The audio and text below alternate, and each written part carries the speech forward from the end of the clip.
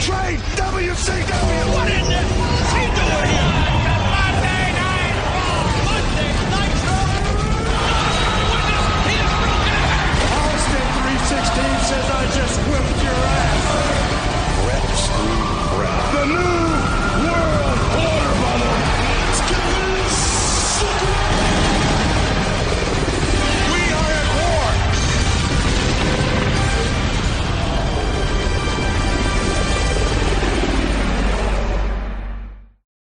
So anyway, let's get going on the show here. Okay. Wow, these shows. WCW Monday Nitro number 194, June 7th, 1999. Everything we are about to say is true, and actually aired on a nationally broadcast cable television show, primetime. That's a good disclaimer, actually. Yeah, I'm not bullshitting you. This happened. I found the show to be kind of boring, but it wasn't like a horrible show. It's just like a really weird, kind of boring hour show. was really boring. It's begging for a finish. You know, Yeah. So It's better than Raw. Raw I was- will actually say that this was a better show than Raw. Well, let's get into these. A long white limousine arrived at the building. Randy Savage and his women stepped out, and they ordered the chauffeur to take a bucket out of the trunk and remove the lid. And then, multi-time world champion, Hall of Fame wrestler Macho Man Randy Savage picked up a bucket of poop and carried it into the building. Factual.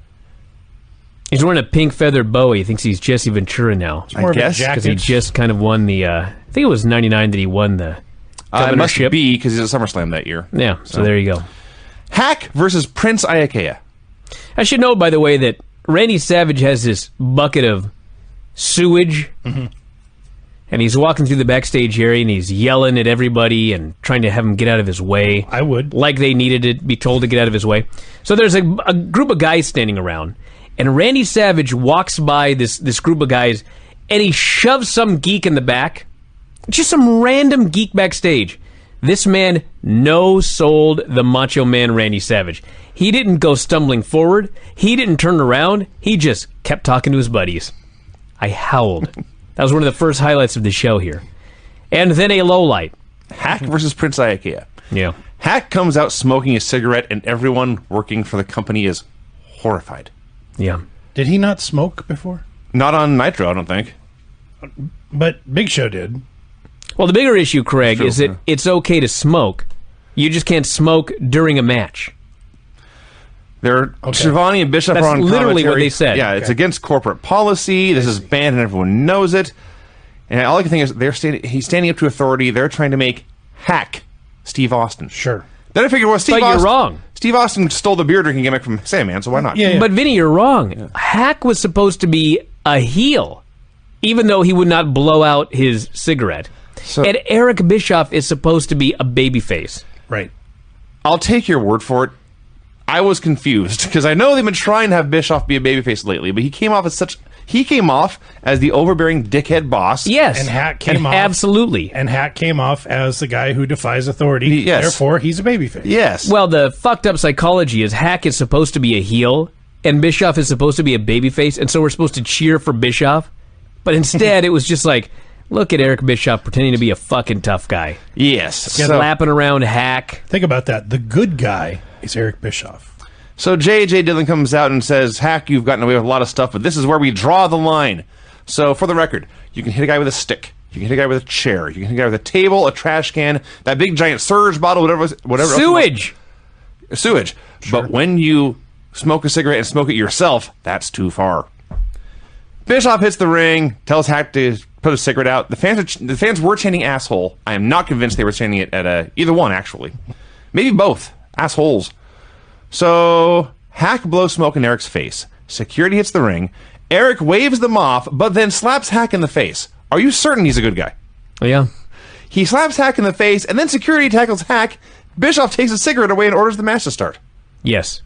You have to imagine that in their universe, Eric Bischoff is Stone Cold Steve Austin, Nah, and Hack is Vince McMahon. closer, actually. Yeah. That's why they went out of business, because they didn't know what they were doing. So they're doing this match. It's as bad as you would think. My favorite part, and apparently it was a planned spot because they repeated it. Oh, hold on, before you go any further. Okay. So after all that bullshit that we talked about with Eric Bischoff goes back to the booth, and you know what he says? I forget, but I have no authority. I just don't like smokers. He did say that. He had no authority to throw his weight around. But he just went up there and he slapped the talent, eviscerated them, emasculated them, made them look like a fucking idiot, and goes back to the announcer's booth just so they would get us to cheer Eric Bischoff. so the spot I was referring to, Iakia goes for an angle slam, and Hack, forget dead weighting, Hack drops to his ass. There's nothing else he could have done to fight this suplex more. So they start doing some stuff, and still soon there's chastity in the ring and a fire extinguisher and a table, but no smoking. That's important. A table that was putting up a heck of a fight. This table, bulletproof. They should have made the limo out of whatever this table was made of in hindsight. Mm-hmm. They tried several times to break it. It didn't break, and finally Iakia just bounced off it, laid there, and apparently said, "Pin me." And Hack pinned him. Pinned him after whipping him into a table. Bischoff just burying Hack. Keep in mind, Hack's gonna win. He's going, guy's got no wind. He's out of shape. And I'm like, what the fuck's going on here? He's a smoker. He doesn't You have idiot. And fat. So Brian Knobbs and Hugh Morris attack Hack, and who should run in and join the save but Billy Kidman? Yeah, Kidman made the save. Are Kidman and Hack a team now? What is going on? Yeah, just another baby face. Because Hack, Vinny... Wait a second. I don't know why the fuck he came in. Now I'm baffled. Bischoff is railing about the drunk guys at ringside spilling beer on him. This is all very, very bad. Also, little Billy Kidman taking on Knobbs And Hugh Morris. Yeah. Just a note. Fighting out of his weight division. He had a recap of the Sting, Steiners, and Tank Abbott stuff. And then a recap of Savage and his women beating up the Nash impersonator last week, and then Nash spraying sewage in Savage's limo. Bischoff lets us know, folks, the competition on the other show, the guy under the hood has the initials VM. Yeah. Then he says they just keep recycling the same crap over and over. You know what's funny about it? He's right. He was right, but he didn't know he was right. He guessed. Oh, really? And so he was so happy when it turned out that he was right. I didn't know that. Yep, he did not know. Damn it, I'm really sad he was right. It wouldn't fucking mattered. It would have made me laugh. He also joked about a big lawsuit Vince was facing at the time, and as soon as he said that, It was Sable. Yeah. Oh, really? This was the week that she filed her, I forget what it was, like $100 million, something crazy. That's what he said. Yeah. Yeah. That was fast. She was working for him weeks ago. Well, yeah. Regardless, as soon as he mentioned this, Heenan and Shivani, shut up. Well, yeah. let's stay away from that one. Speaking of things to stay away from, Lenny, Lane, and Scotty Riggs. Remember, like I've always said that all these fans want to see is wrestling. Right. God damn, were they determined to just prove me wrong. It's not even like they had that bad a match. Like, Lenny Lane sucks. Scotty Riggs was all right. He's actually pretty good. He's got his vision back. Now all of a sudden he's Rick the Model Martel. Eyeball returned, yes. Yeah. And they have a fucking 10-minute match. Uh-huh. I look at Craig. Was it 10 minutes? It was close. Fuck, I was right for once. They're out there for 10 fucking minutes. When's the last time Scotty Riggs was on this show? Months. When's the last 6 time Lenny months, Lane probably. was on this show? I don't know. Yeah, months. They throw these two fucking guys out here. Nobody gives a shit about them. Then they send out Lenny Lane. When's the last time Lenny Lane's been on this show? Lodi. Oh, yeah. When's the last time he's been on the show? The Flock at some Nobody point. fucking knows. Yeah. This was just... Oh, my God. Riggs So- is Rick the Model Martel now. Riggs the Model Martel. On that note, he's coming out with his mirror. And Eric Bischoff says, well, this is something Paul Orndorff used to do. Come on, Scotty, be original. Which would be fine, because obviously it's a geek gimmick, but hasn't Eric Bischoff been on this show for weeks telling us he personally is going to turn this show around and save it? Right. Yeah, now he's burying the show. And he's burying the new gimmicks? Fucking If you're in terrible. charge, Eric, change it. If you hate this gimmick so much, give him a goddamn new one. Give him his eye patch back for all I care. Had a long, boring match. Lenny Lane's bleeding from the eye, maybe because he was wrestling with a pierced eyebrow. Don't do that, guys. Second match in the show, fans are chanting boring. Riggs wins with a fame asser. I really bad wanted to start drinking at this point. You know, I used to have earrings, and I had like one in each ear. It did not matter. Every single match, I got them both torn out. Okay? Meanwhile, Tim Flowers had earrings all around his ear. Yes. Never came out. No. Like, Well, he was on I'm doing offense. fucking something wrong. Yeah, you were wrestling Tim Flowers. He beat you up for 20 minutes. It wasn't with him. It was I just, see. You know, he didn't let anyone near his head. He was a lot smarter than I gave him credit for at the time. Indeed. Ric Flair had a meeting with Chris Benoit, tried to regain his confidence after they had Where a the hell's Malenko? Did he just walk out after last week? I don't even care at this point. He's gone for reprogramming. His batteries ran out. God, he doesn't age well. Malenko? Yeah. No, his character there was none. So anyway, Flair wants Benoit on his side, and Benoit says, "I'm only here because I used to respect you." Without what do you say? Without hesitation. Unconditional, but now it's Unconditional. very much conditional. Now it's very much conditional, he says. And Flair says, "Look, all we did last week was prove that we're both great wrestlers. We should just fight alongside each other instead of against each other." He talked about the feud he had with Arn. They had to wrestle each other in Carolina, of course, but eventually they put everything back together. He begged Benoit to trust him. Benoit said he would consider it. At this point, Saturn barges in. Says, "Kanyon will be there soon with a doctor's clearance. We want a tag title rematch tonight." Flair says, "I'm sorry I can't do that. It's me and Benoit for the tag titles instead." This is news to Benoit. Saturn says, "I'll get a title match someday," and he leaves. So Benoit recalls that Page and Bigelow had laid him out last week. He wants revenge on them. He wants the tag titles. He agrees to team with Ric Flair. Savage and his women come down to the ring with a bucket of poop. Savage says he has checked every crevice and every cleavage in the building looking for Nash. Which, frankly, if you're looking for Nash, is probably a good place to start. The man in the pink feather boa said he cannot afford to look ridiculous. It was a coat. He runs his mouth for a while about how Nash is on his level. He claimed he had saved the bucket of poop from the limousine last week and carried it around for 7 days. Dared anyone to come down to the ring. Sting came out on stage. Sting was in a mood this week. He's just on fire. He challenges Savage tonight. Savage accepted him, threatened to dump the bucket of poop on him. Savage declares Macho Madness is on Viagra and leaves. Okay, so listen. When they did this fucking segment, it absolutely sucked. Okay, but there's a lot of segments that suck. When they did this whole goddamn segment where Savage comes out and he challenges Kevin Nash and Nash doesn't come out, and so he rants for another 6 minutes or whatever, and then they go to a commercial and they come back and out comes fucking Kevin Nash. Yes. Kevin Nash then calls out Savage. Yes. And fucking Savage comes out and we just started over. I was like, fuck you. This show fucking sucks. It did. And they went on and on. And Nash is like, I'll get in the ring, but you got to put down the bucket. I'm like, Did you mention is this that- a fucking playground? Yes. And Nash had a bag. No, I didn't mention he brought in a stupid bag. Matt Nash had a stupid bag with him, which he He laid brings out a chair in the stupid ring. fucking bag with him. He had a great line, though. Nash said to Savage, "I only brought one bag. You brought 3." I laughed. I'm glad you loved it. I like that before Savage came out, Nash is in the ring talking, and there's one guy who must have been right behind the announcers, because all he's doing is shouting and drowning out Nash saying, "You're nothing without Shawn Michaels!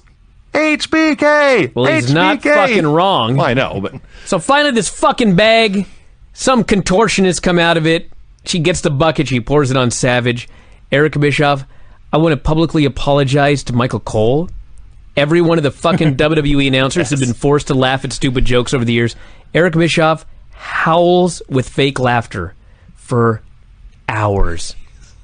If this sucked before, he made it suck even worse. He did. Which is virtually impossible. Worst feud I've ever seen. They spent an hour cleaning up the ring afterwards. yeah. I fucking hate this show.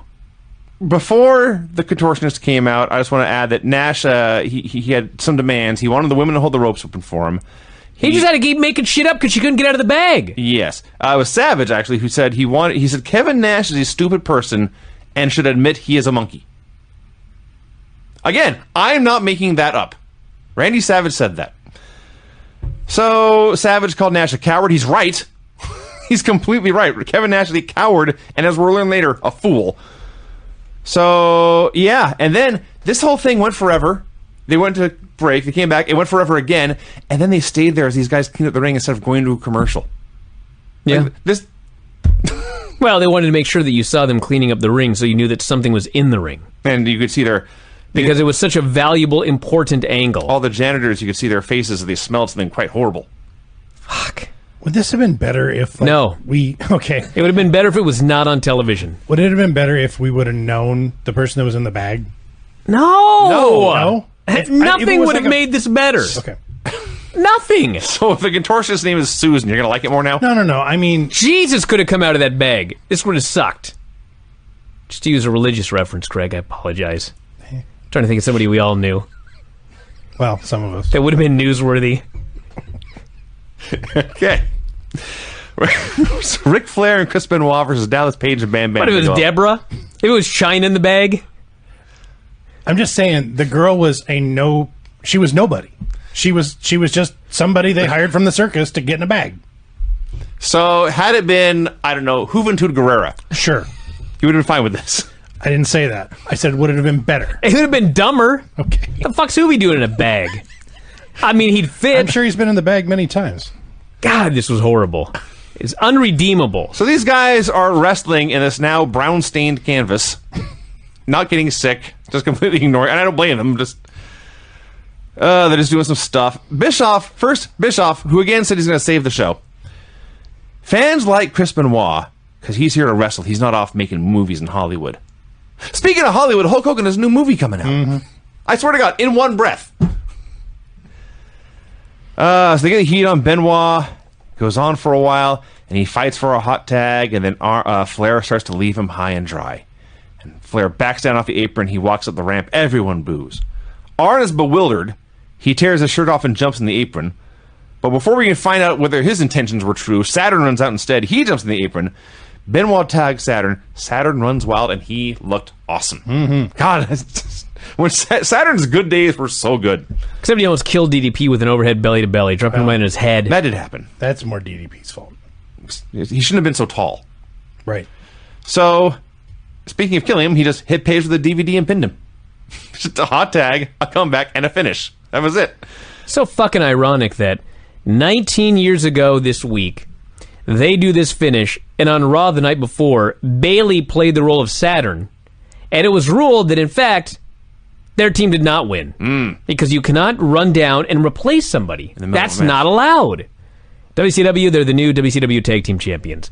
And then, first off, I'd like to add that on commentary, Eric Bischoff had a gem. He goes, man, Flair, he's dropped a lot of weight, but his upper body is bigger. So just in the So he calves. stopped doing legs. Is that what you're saying? I guess so. It's supposed to be like a positive here. So anyway, last week they did the storyline with Canyon, and I was piecing it all together, and I was like, God damn, this is actually a really good storyline. I like where they're going here. Mm-hmm. Fucking next week, Canyon just comes out and he joins DDP and Bigelow. They could not have fucked it up more. He runs out, he hugs Saturn, but then drops him with the flatliner, and the beating continues. If you're there watching this match, and you're about ready to align yourself with Dallas Page and Bam Bam Bigelow anyway, maybe you run out 2 minutes earlier so they don't lose the tag titles first. No. They had to surprise us So there's new by champions. killing this angle dead. Bullshit. There's new champions, and the Jersey Triad are now a thing, although no one named them that yet. Oh, then this beatdown, by the way, you talk about the suplex. Their double team diamond cutters they were doing, I'm stunned there was not a fatality. Gosh, that looks scary. And speaking of stunned there's not a fatality, this I remembered. There's a lot of things in these Monday Night Wars, especially these two shows. A lot happened here. I will never forget the Falls Count Anywhere Mexican hardcore tag team match as long as I live. Hey, this match, the actual match itself, was better than 99% of the hardcore matches we saw on Raw and Nitro during this era. Yes. Wasn't just a bunch of fuckers hitting each other with stuff. Although there was that. There was that. But, like, they did lucha with weapons. Right. Fucking great. Unless you were one of the goddamn announcers who buried them The whole time. and mocked them and belittled them as they're outworking every other hardcore wrestler on this and the other show's roster. Why can't you go, look at what an awesome product we're delivering right here. These guys are fucking blowing out snow out of the water. Not hard. Talk about Instead, it later. they make fun of them. Ha ha ha ha ha. Oh, they're falling down. They were so That guy got hit in the head. Ha-ha. They were so concerned. Okay, this is a Mexican hardcore Falls Count Anywhere match. Mexican? Yeah, Mexican. And they laughed and laughed and laughed about that. Yeah. Fuck them. Dumb. This match was great. So among the high spots, we had a bunch of dives, of course, one of which to a guy sitting on a chair on the floor. Tornado DDT through a table on the floor. La Parka powerbombs Damien off the top rope through a table for 2. And then, I will say this, Bobby Heenan asked one good question. Why wouldn't you just stay down? Well, before we get to the finish, because the finish was a negative, they had all of these crazy spots, including a spot where Silver King does Cyclope / Halloween, has a garbage can on his head. You ever had a garbage can on your head? Never. Okay, you can't see a goddamn thing. There's a fucking can on your head.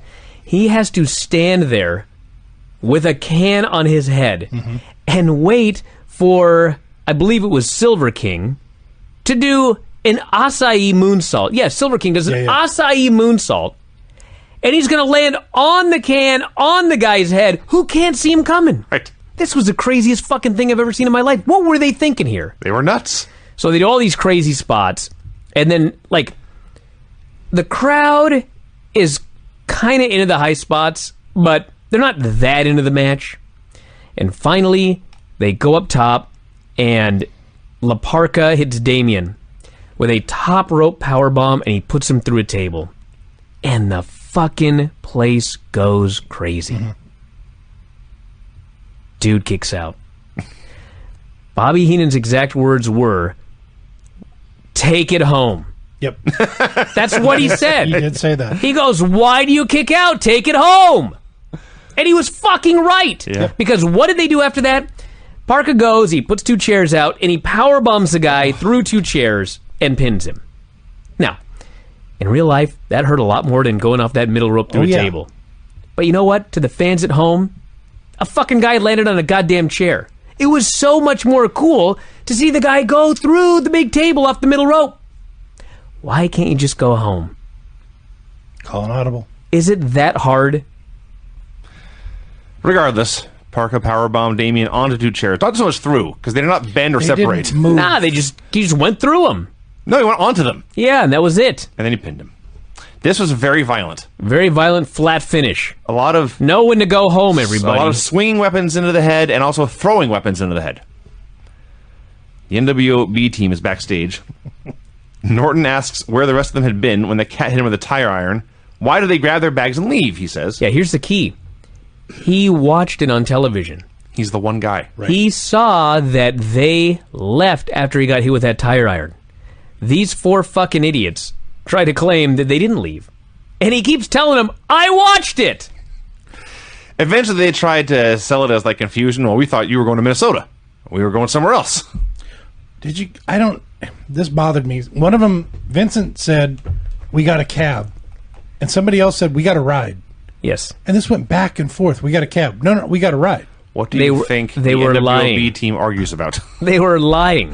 And they couldn't get their story straight because they're morons. Do you think their actual conversations would be any more entertaining It than would have that? been better if Vincent said, "We got a cab." The other one said, "We got a ride," and then they went back to Vincent. I mean, we got a ride, and the other one said, "We got a cab," and went back and forth. But no, it went nowhere, and it was dumb. And if Hoovy would have been in a bag, That's right. this would have been an even better show. You're getting to the point where you just refuse to argue. Yeah. This is beneath me. Anyway. Nothing is beneath you, Vinny, when we're reviewing this fucking show. That's actually a fair point. You reviewing this show is beneath you more than any argument we've ever had. So the upshot here is Stevie Ray says they only left because they thought Norton had it handled. And I guess, I don't know if Norton believed him or not, honestly, but the cat came out. He brags about knocking Orton out with 1 kick. So it's the NWO team. It's a bunch of geeks who all do evil things. And Cat comes out. He's feuding with them, but he's also insulting the fans. I can't keep track anymore. Let's see. Horace hits the ring. They have a match. Horace beats him up. Horace versus Shat on Yeah. television. Yeah. Fucking terrible. That was in the earlier segment, actually. Sucked. Sonny Crowbar chased the ref. Cat hits him with a crowbar. A ref counts 3. There's a crowbar in the ring. in the ring. Yeah. The ref is counting next to a fucking crowbar, and he just counts 3. Like, Actually, there was 2 crowbars he was counting. Maybe 3. Some fucking fan threw a crowbar into the ring, I guess. I better count the pin. B team runs out. Cat and Sonny flee for their lives. Hey, Ernest Miller can run. Hey, That dude's got wheels. I'll give this thing one positive here. Shad did his dance afterwards, and it was good. It's the only good part of this act. As Horace is coming to, Stevie Ray promises, "Don't you worry, we'll take care of that fruit booty." Horace says, "Are we in Tampa?" It's begun. Stevie says, "No, we're in Pittsburgh." And somebody else says, "It's Cleveland." And Stevie says, "Don't matter." Mean Gene brings Roddy Piper out for a promo. Piper promised to make Ric Flair bleed to death at the pay-per-view. Cool.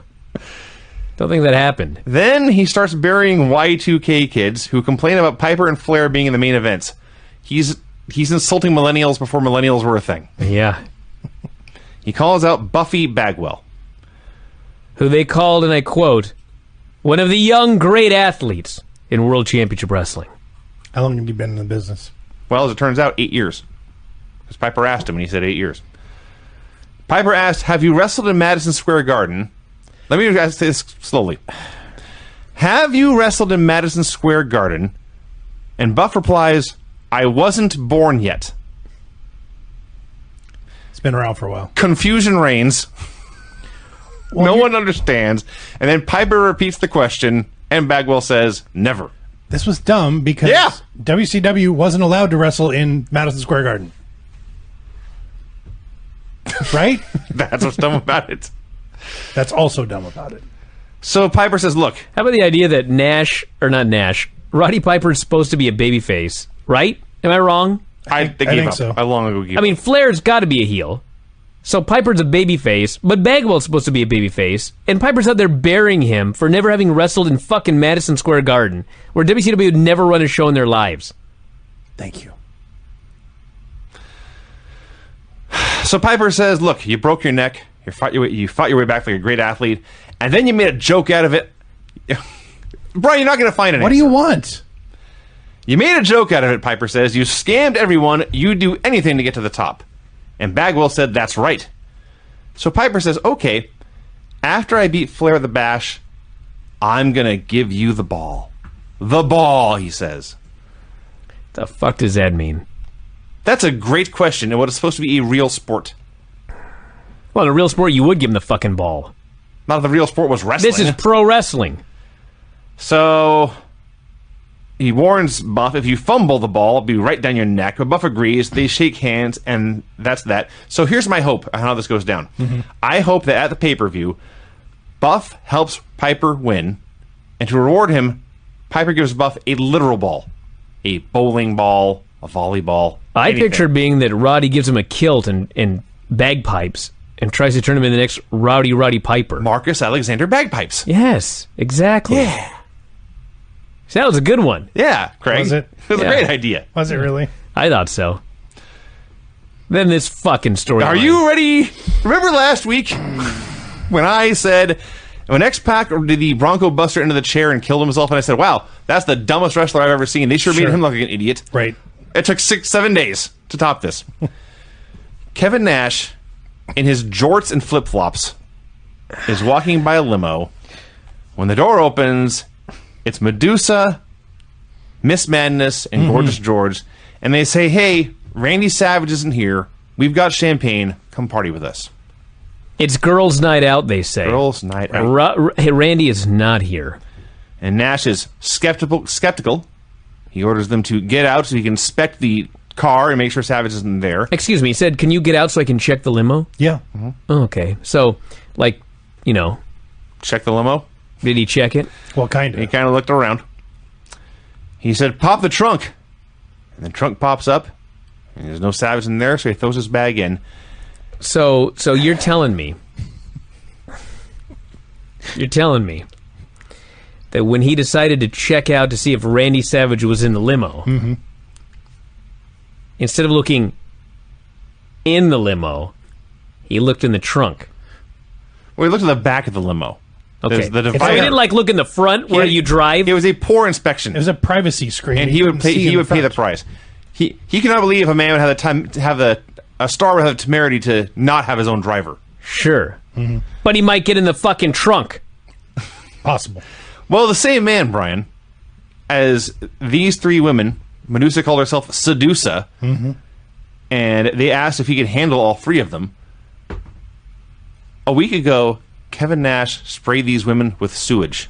Yeah. Now he thinks they're going to give him a four-way. Yeah. And so he gets into the car expecting a jolly old time. Yes, Vinny. See how stupid we are as men? I see how stupid he is. So he gets in the car. They slam the door. The privacy screen drops. Macho Man Randy Savage is driving. He says something about being a smartass. He zips the limo into position, parks it, goes running off, and then Carmen Electra fucking shows up. I wish. Loved her. That's who was going to be the driver of the white limo. Loved her. The White Hummer The white Hummer. makes its debut, smashing into the limousine over and over again. And then it drives away. And I guess just to prove he was not actually literally dead, Nash punches out the window and feebly tries to get the car door open before passing out. Yes. Carmen Electra was going to be revealed as the driver of the white Hummer. What was their Why? connection? This was a mystery for years. Yeah. Well, because Randy Savage is in the middle of a massive, unprecedented midlife crisis.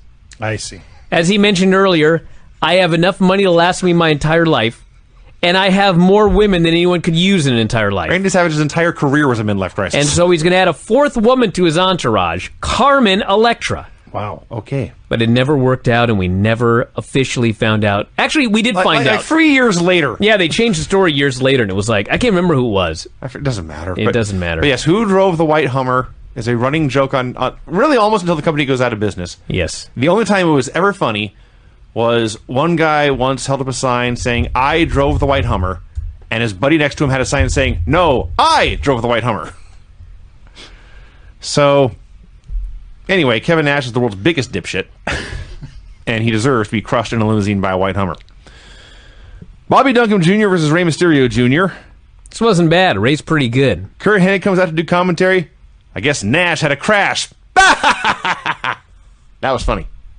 We need more heels to tell terrible jokes. That's and laugh, right. And laugh at their own jokes. Okay, so about a year later, they revealed that the driver of the white Hummer. Are you ready? I'm ready. Anybody like to take? You each get one guess. I will say J.J. Dillon. Dean Malenko. I don't know. Kidman. What? What's he have to do with anything? It's a great question. Exactly. Oh, that's right, because he was shooting with Hogan, Yes. and somebody smashed jeez. Hogan with the White Hummer, Yes. and the door opened and Kidman popped out. Yes. And so he revealed, yes, I've been smashing people with White Hummers randomly for years. Yeah. Did you know this company's dead? So what happened It's was true. Kidman showed up at the building. He made the save for Hack at the beginning of the show. He went out and bought a car. And then he got in a white Hummer And tried to kill the Macho Man, Kevin Nash. Yeah. What's the compression ratio on that bumper? Should mention, by the way, that Kevin Nash was in the main event of the pay-per-view 6 days later, and they never revealed to us whether or not he was dead. In case you were interested in buying the show. So on Thursday, they said nothing about Nash. Nothing. Wow. So Hennig's on commentary at ringside. Conan's doing commentary up by DJ Rand. They're going back and forth. And Conan and Ray had come out wearing gas masks just to look cool. And, Is that what it did? Well, that's the idea. And Hennig says, I guess you guys are wearing gas masks because you stink. And Conan says something like, I know you are, but what am I? He says, you stink too. To which Kurt replies, no, I don't. I'm the best. I like Kurt in this match. He's talking about the Rough Rider, where Ray throws his crotch in your face. Moves like that have no place in wrestling. And then Ray hit it, and Kurt was angry, hits the ring for the DQ. Stupid. Wrestling was... Brian is right. The wrestling was fun until that dumb finish. And then Conan chases the Cowboys away. Had a commercial for WCW.com. Oh, man, I howled. It's got links! Have you played Nash getting crashed? Here's where I just went off on how horny and stupid he must have been to fall for this. Also, Yeah. did nobody think about the storyline but beyond just saying, hey, we've got poop and car wrecks, it'll be cool? Is that what? I know it's $50,000 to destroy that limo. Jeez. Steiner's came out for a promo. Scott Steiner said, and I quote, "All my hooches have a space to fill, and they all tell me I'm the big thrill. So believe me, when I'm between the sheets, and I'm, again, quote, pushing their pink, I was not paying attention. there isn't a freak that'd ever think I was just an ordinary man. They'll know I'm Superman." That made TV. You know what's funny is you recapping it and stumbling all over yourself was extremely accurate. He makes it. It's a Scott Steiner promo. Yeah. He's also a mushmouth. If there was By the way, I did some math. I just want to mention this very quickly. That, and it's math, and it's me, so it's not entirely accurate. Which is also Scott Steiner, by the way. By my calculations here, WCW would have needed to sell 4,166 pay-per-views solely to pay for the limo they destroyed to get you to want to see Kevin Nash defend his title against the Macho Man Randy Savage. Not a fucking chance. Rick runs his mouth, says they're the best team of all time. He finds Sting in the dog pound, he'll take him out. There was a fucking-gantic steroid sign right there in the background. Yeah. Nobody confiscated it. I said this last week. I've said it for many weeks. It's true. Rick Steiner, very, very underrated promo here. He was not a great promo, but he came off as like a legit, scary fucking badass. Steiner came off as a guy who was playing a crazy guy. Yeah. Scott. Rick came off as, he's going to kill you. And not think twice about it. He's unstable. Scott might kill you, but he'd rather just talk about his biceps and bang women. Sure. Rick Steiner would just kill you. And not think twice. pink. And pushing pink. We had a recap of a contortionist coming out of a bag and pouring a bucket of poop on Randy Savage. Disco Inferno came out for a promo. Says, Bagwell, you already dropped the ball. You should have told Piper he stunk. He challenged Buff to come prove he was the man. I was certain that on this impromptu challenge, Buff would come out in his gear all oiled up and go, ready to go. But they actually had him in street clothes for this impromptu match. Yeah. Save the show. No. It's like Hoovy being in a bag. Because he was in his goddamn street clothes, that made this whole thing better. So, Disco had made fun of Buff for getting kicked out of the Wolfpack, to which Buff's reply was, "Yeah, I was, but you were never even in it." Wasn't he? He thought he was. I could have sworn that eventually, he was. They played the music and everything. No, but that's a Why poor is he comeback. not now? What happened? What did we miss? It just dissolved. It just stopped being a thing. Yeah, this show sucks. So, it had a very basic match. Nobody cared about it. Went through a break. Got into Buff's comeback a bit. He won with a blockbuster, but if we're being honest, this is a match for a guy who they said earlier was going to get the ball. He did not look like a guy who deserved to get the ball here. No. Randy Savage versus Sting. The bell rings. Gorgeous George jumps right on Sting's back. Ref doesn't care. The other women interfering on the floor. Crowds demanding puppies. I don't know if Shivani realized what he said, but he goes, Randy Savage, after tonight, clearly in the driver's seat Sunday. That's punny. That was a good one. I liked it. So we got powder in Sting's eyes. Miss Madness goes for a top rope Rana. Sting shoves her down. Savage pile drives the ref. Another ref calls for the bell. Everyone boos. So Sting goes for a Stinger Splash on Savage, but Savage pulls Medusa in the way. So she takes the bullet. So now Sting turns around, and Savage is in the corner, and George is basically telling him to stop, but Sting charges like a lunatic anyway, and Savage pushes George out of the way. Yeah. So now you have a pecking order in his a harem. He prefers George to Medusa. Well, goddamn, I could have told you that. Yeah. So He gave her Lanny Poffo's name. He was Gorgeous George at one point? Well, the Savage bought the rights to the Gorgeous George gimmick, and it was going to be for Lanny. I see. Then he found a super hot blonde, yeah. and he was like, fuck. Just sit home and get paid, Lanny. Yeah. I'm sure Lanny was like, okay. So Steiner's run out and attacks Sting. Lex Luger runs out to make a save with a baseball bat. This is the final segment on the go-home show for the Great American Bash, and the announcers are still questioning whether the World Heavyweight Champion will be able to make it to the show. Yeah. Okay. Shall I hit your music, Vinny? May as well. We're here. All right, well, here we go.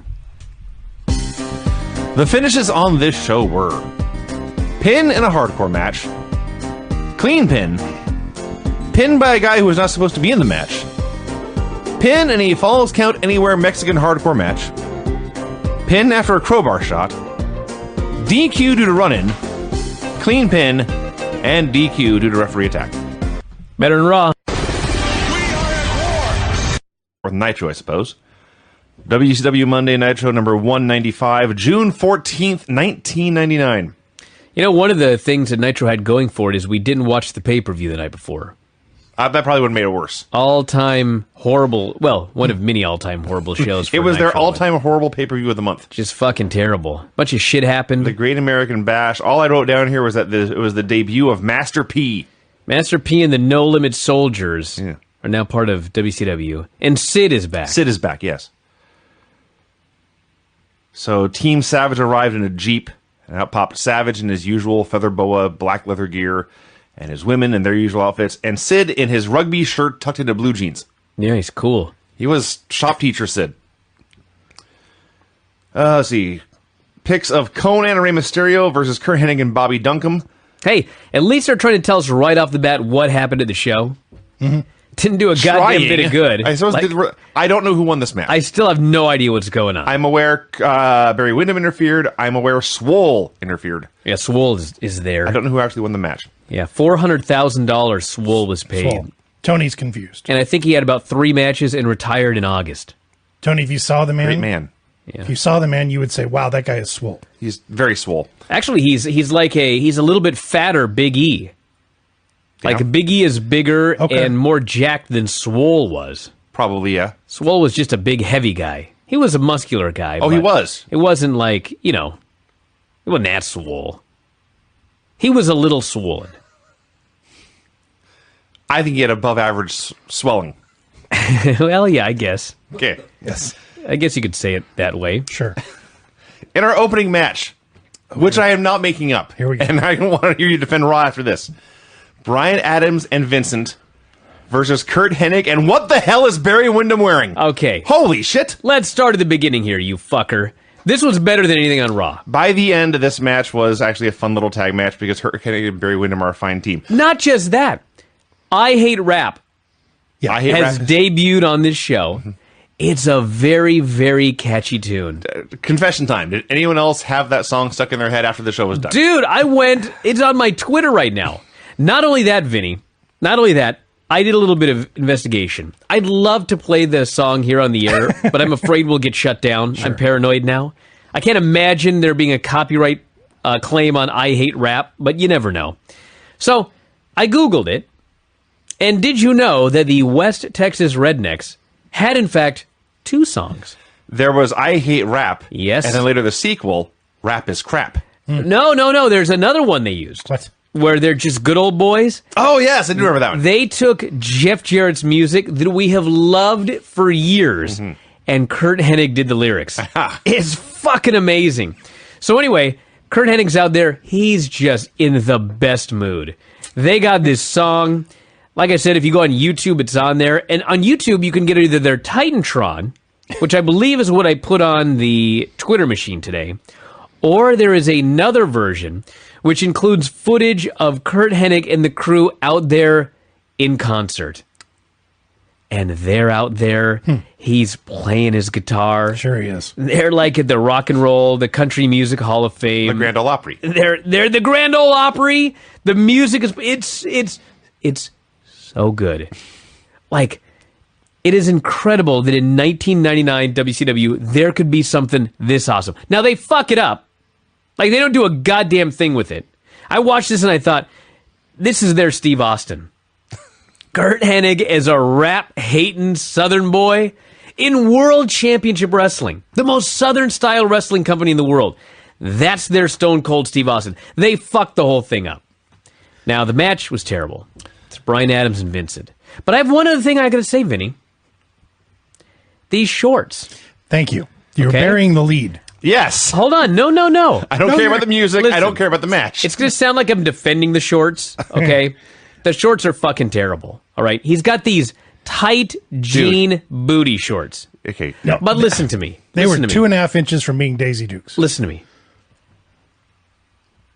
Why were these worse than any of these other fuckers coming out here in their goddamn spandex underwear that's 2 sizes too small. Were these really worse than Norman Smiley's trunks? No, they weren't. Is it just because they were jeans that they're so appalling?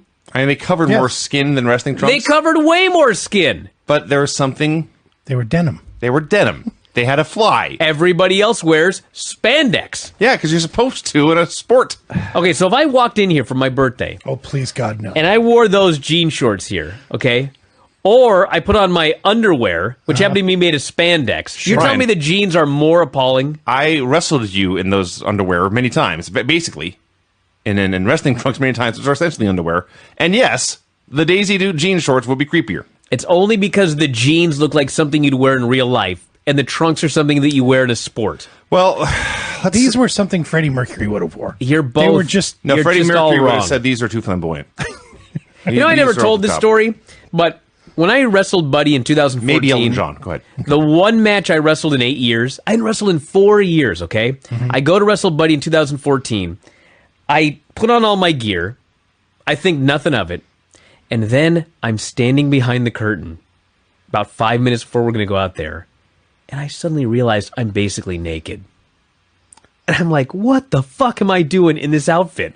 It's just fucking ridiculous. We're wrestling fans, so we think nothing of this, That's okay? not an outfit. But when you haven't been in the ring in 4 years, and all of a sudden you find yourself and you're standing there in a fucking tiny pair of black tights with a broken heart on the ass and nothing else, you're like, this is creepy. And I still went out there. So there's more than the trunks, or more than the Daisy Dukes. If it was just the Daisy Dukes, maybe I could have moved on. But first of all, he's got a black tank top tucked into the Daisy Dukes. Right. It's weird. He has big, giant knee pads and at least one knee brace. He has, of course, cowboy boots. And let me tell you, the cowboy boots with the Daisy Dukes. Right. This is some honky-tonk badonka-donk here. And on top of everything else, he's got, like, yellow carpentry gloves.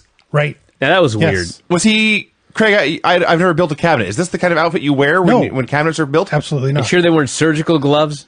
These were for some kind of manual I think labor. they were riding gloves, actually, for, riding horses. Could be. They were for carpentry or horseback riding or gardening, not wrestling. No carpenter wears gloves, by the way. Well, I see I'm wrong. But no wrestlers do either. Not like this. No. So I'm mystified by this outfit, and I'm sharing it with the world, and thinking we're going to talk about his outfit alone for 90 minutes, and we still might. Someone pointed out, if you look at what Steve Austin was wearing, because Austin at the time was often, when he was not when he was at Titan Towers, in fact, he's wearing jorts and a black vest. And if you think about it, you can kind of see Barry may have been trying to dress like Austin and just got it horribly, horribly, horribly wrong. So the only thing that saves Austin's outfit is the jorts that are super tight, go down a little farther. They go halfway down the thigh, as opposed to Dude. hugging his cheeks.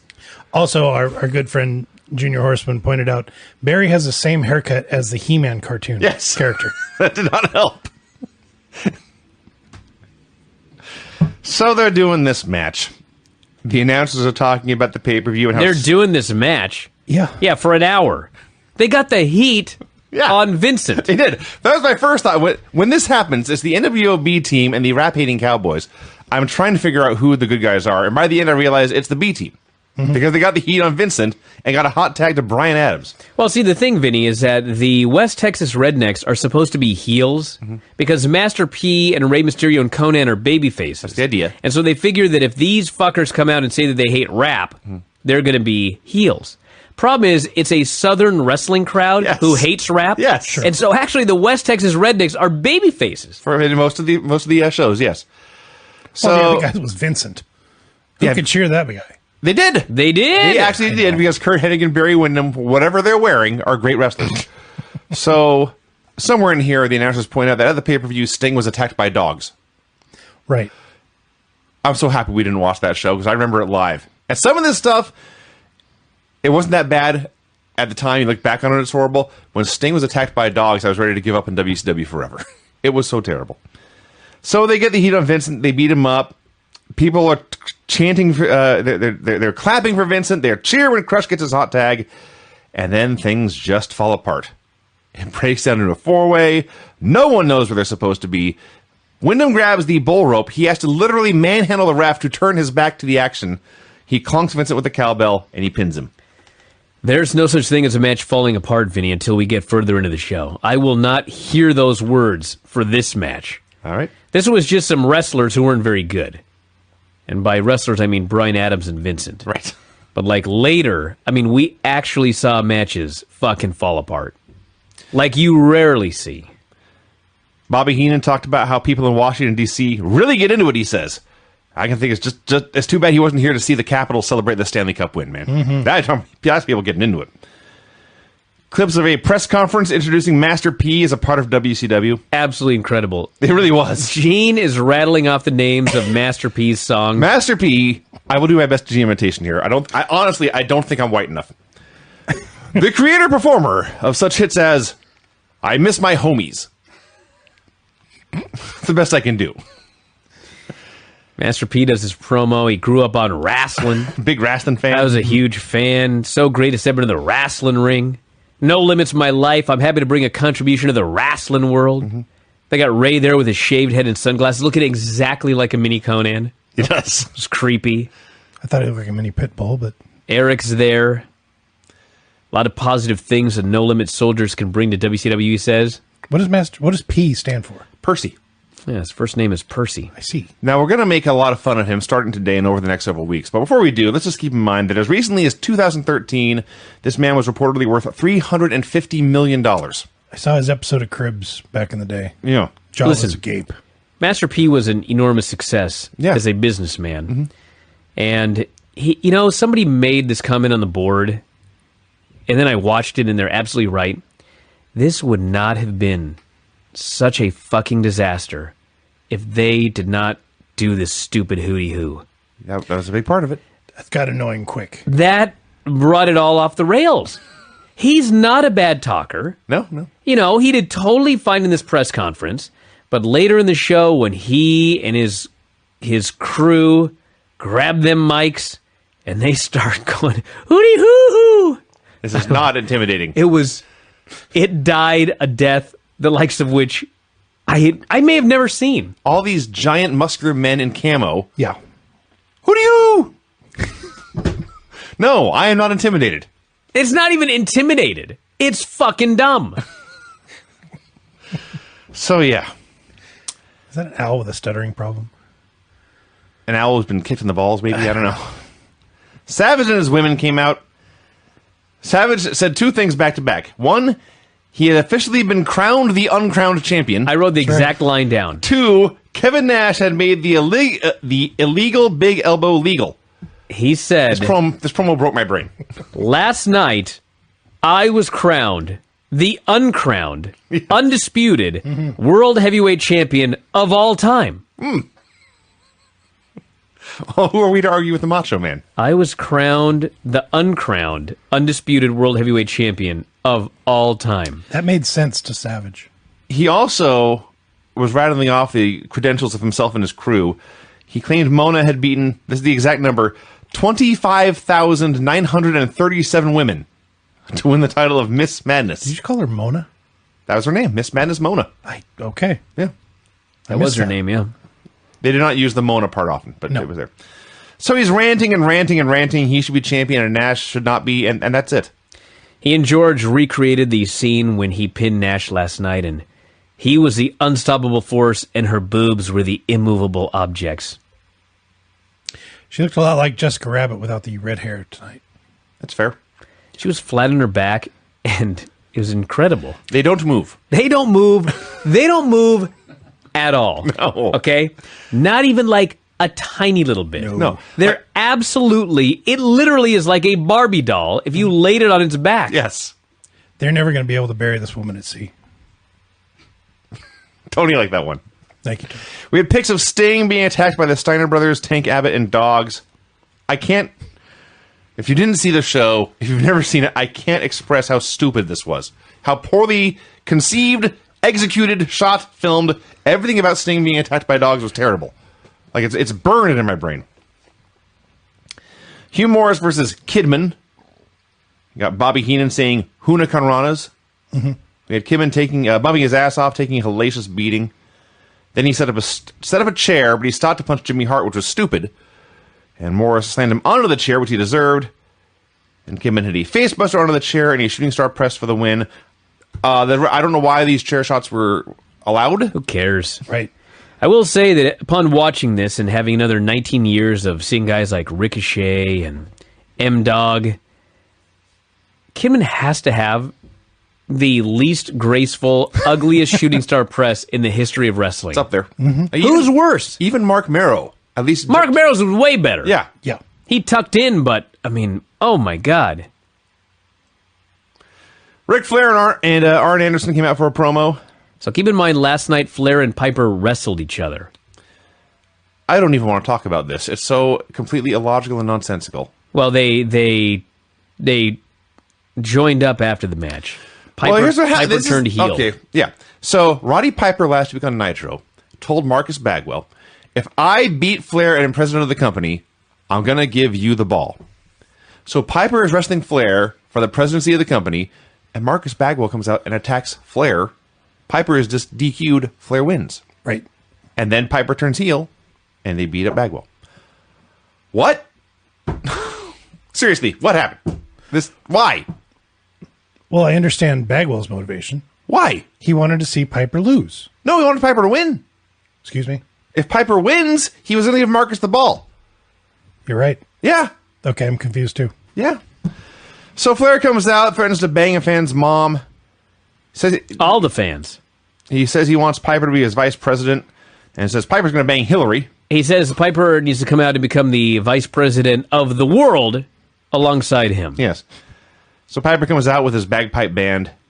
He goes on a rant about the Clintons and addressing the whining wrestlers in the back. He accepts Flair's offer, making sure that he gets to be in charge if Flair dies.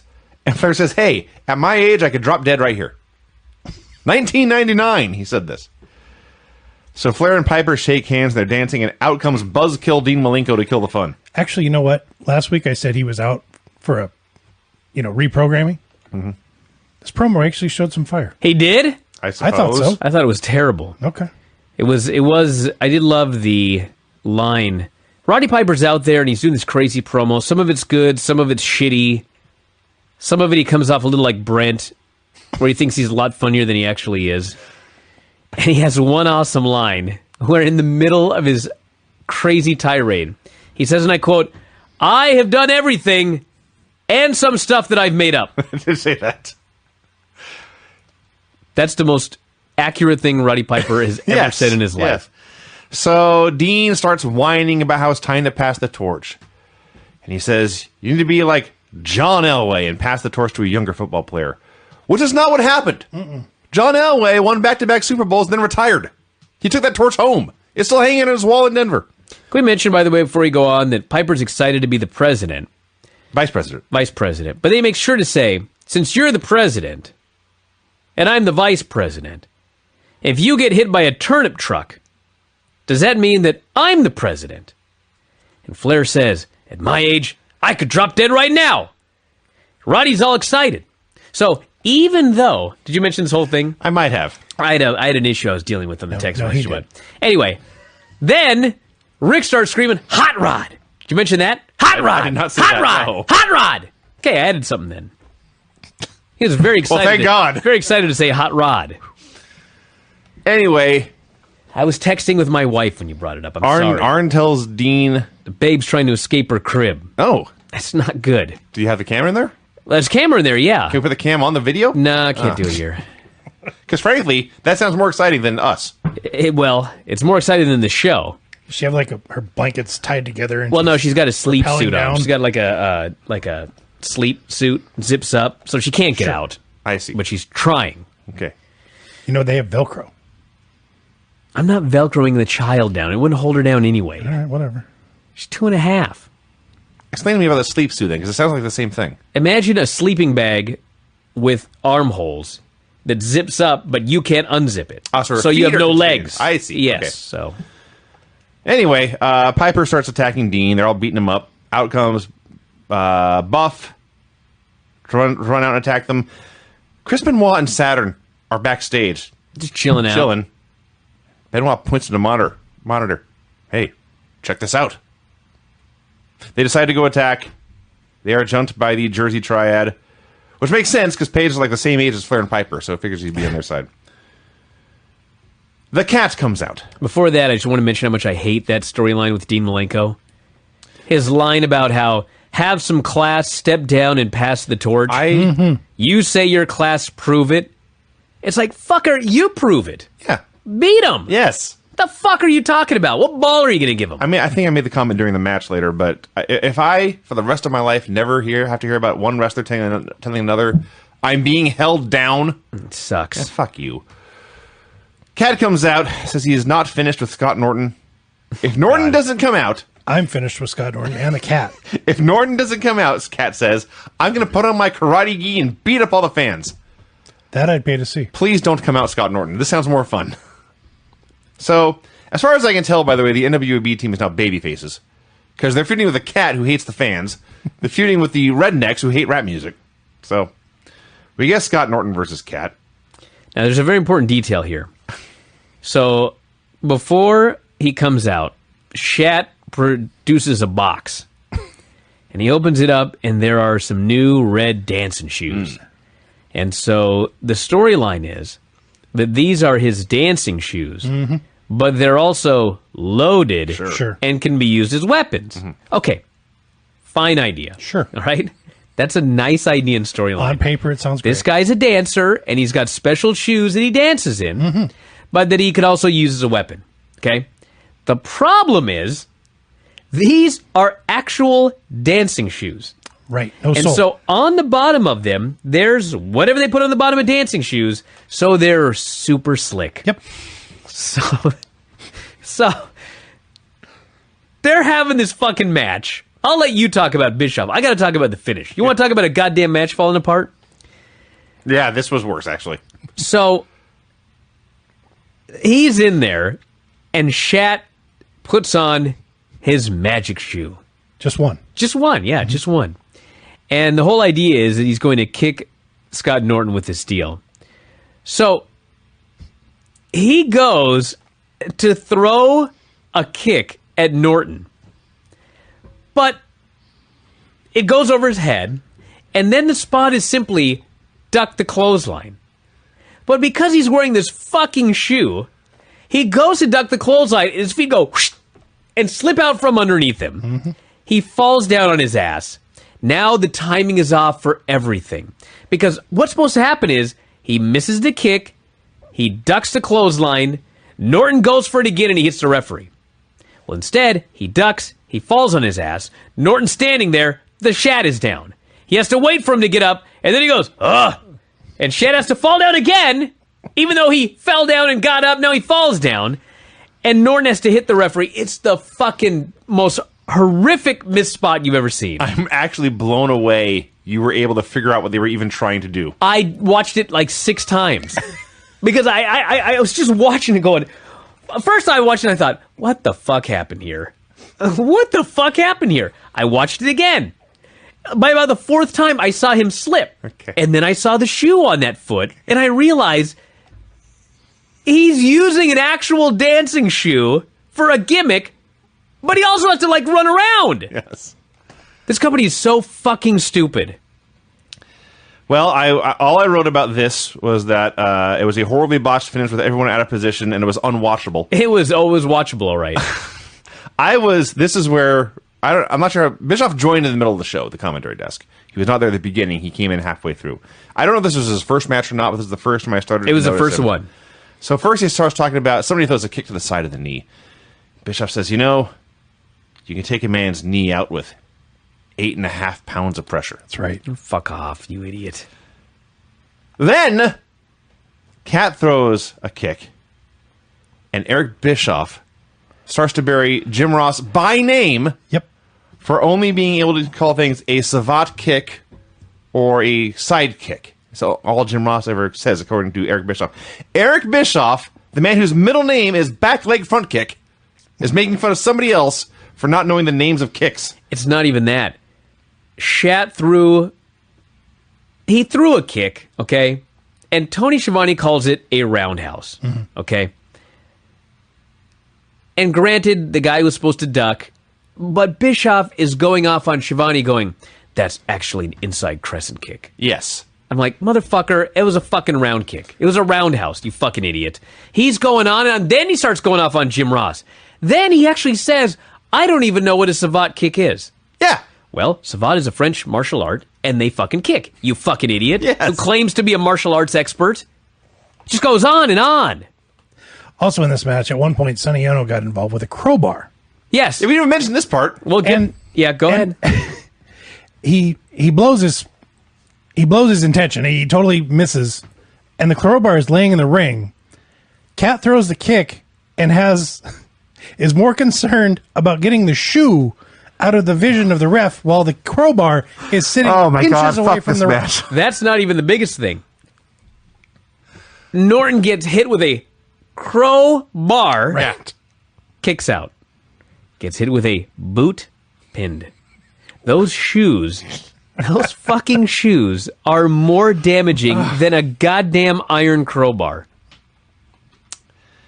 So at last, this giant stinking pile of shit ends, and we move right into Disco Inferno and Van Hammer. Are you really going to tell me Raw's worse than this? Yeah, I am. Disco Inferno and Van fucking Hammer. No one gave a shit about this match. It sucked. It was bad. It went for a long time. It sucked fucked and up it a neck sucked, breaker. and nobody cared. Dude, that fucking neck breaker. Oh my god. Like, Disco, think about...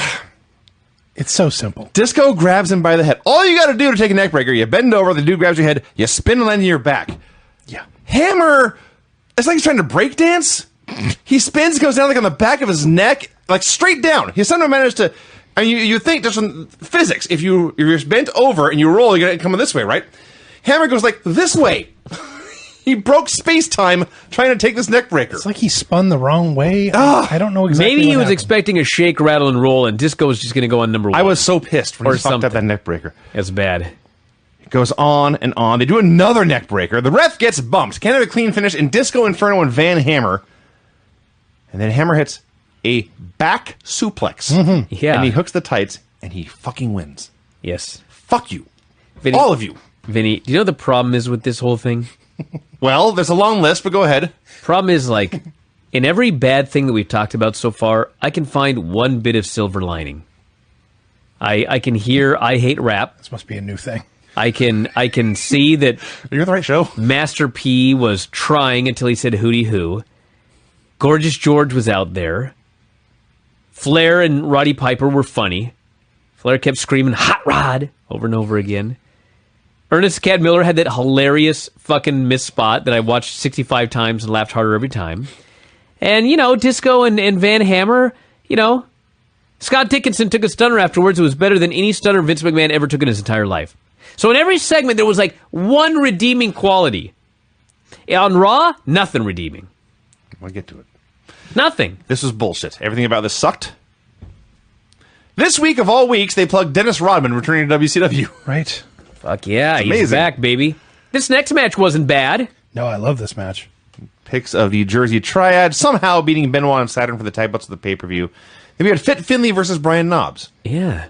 A guy who's not going to take Brian Knobbs' shit. Nope. And didn't, and beat the hell out of him. I'll be honest, Brian. I wrote here these exact words. This was better than the disco match. Yeah, it was. Let me write that down. Now, also, nobody cared about it. The ref got bumped, a chair got used, Hack hit Knobbs with a stick, and Finley won. Yes, that all happened. Sable was shown in the crowd. You don't remember this? Nope. Where were you? Watching Raw. Man, she was unbelievably attractive as well. I know. They took her out Wearing of the... so many clothes. Listen. Like, she was way more attractive in clothes than she was when they always made her come out on Raw with no clothes on. Listen. It's not like she was unattractive. I'm a big Wearing fan no of, clothes. I'm a big fan of vinyl. Let's leave it at that. And Now I'm weirded out. and when she was Look at me. dressed up, she was sexy. Thank you, Craig. Yeah. Couldn't you just said that she was really sexy wearing, like, that outfit she wore on the show? Her business attire? Yeah. Do we have to hear about your vinyl fetish? It's not a fetish. I just like what I like. What? So they couldn't I name don't her. wear a mask or anything. A. For God's sake. He couldn't. This gets worse. They couldn't name her, obviously. They couldn't even call her Rena Mero. They just said, hey, there she is. She's been in Playboy. And they had some guys, just random guys, sitting next to her, doing their best to ensure the pervy fans did not manhandle her. And Those guys had a job to do. it did. Nash comes out for a promo. Nash comes out. Bischoff gets all cheesy, super over-the-top excited. Oh my gosh, it's the World Heavyweight Champion. We're so lucky to see him here. And he says, that's how you talk, Shivani.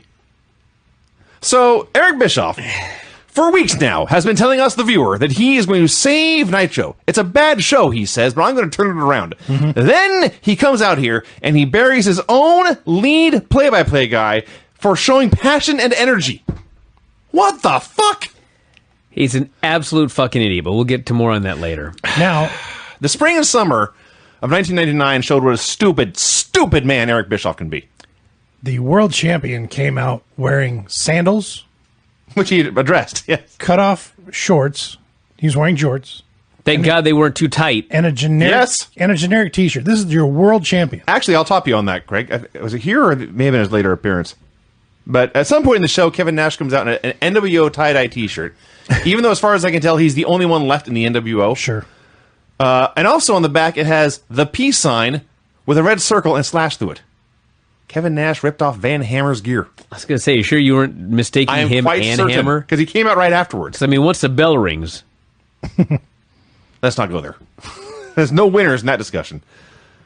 So, who should appear on the big screen but Sid? Sid Vicious is back. In his first appearance since stabbing Arn Anderson in a hotel room in like 1993, he's back. And he appears and he cuts a promo. He knows all the buttons to push. And he pushed the right ones last night, and Nash has made the biggest mistake of his life. They're fighting for the title in the main event of Nitro tonight. What a main event we have to look forward to. can't wait. Very disappointing promo by Sid. Way too coherent.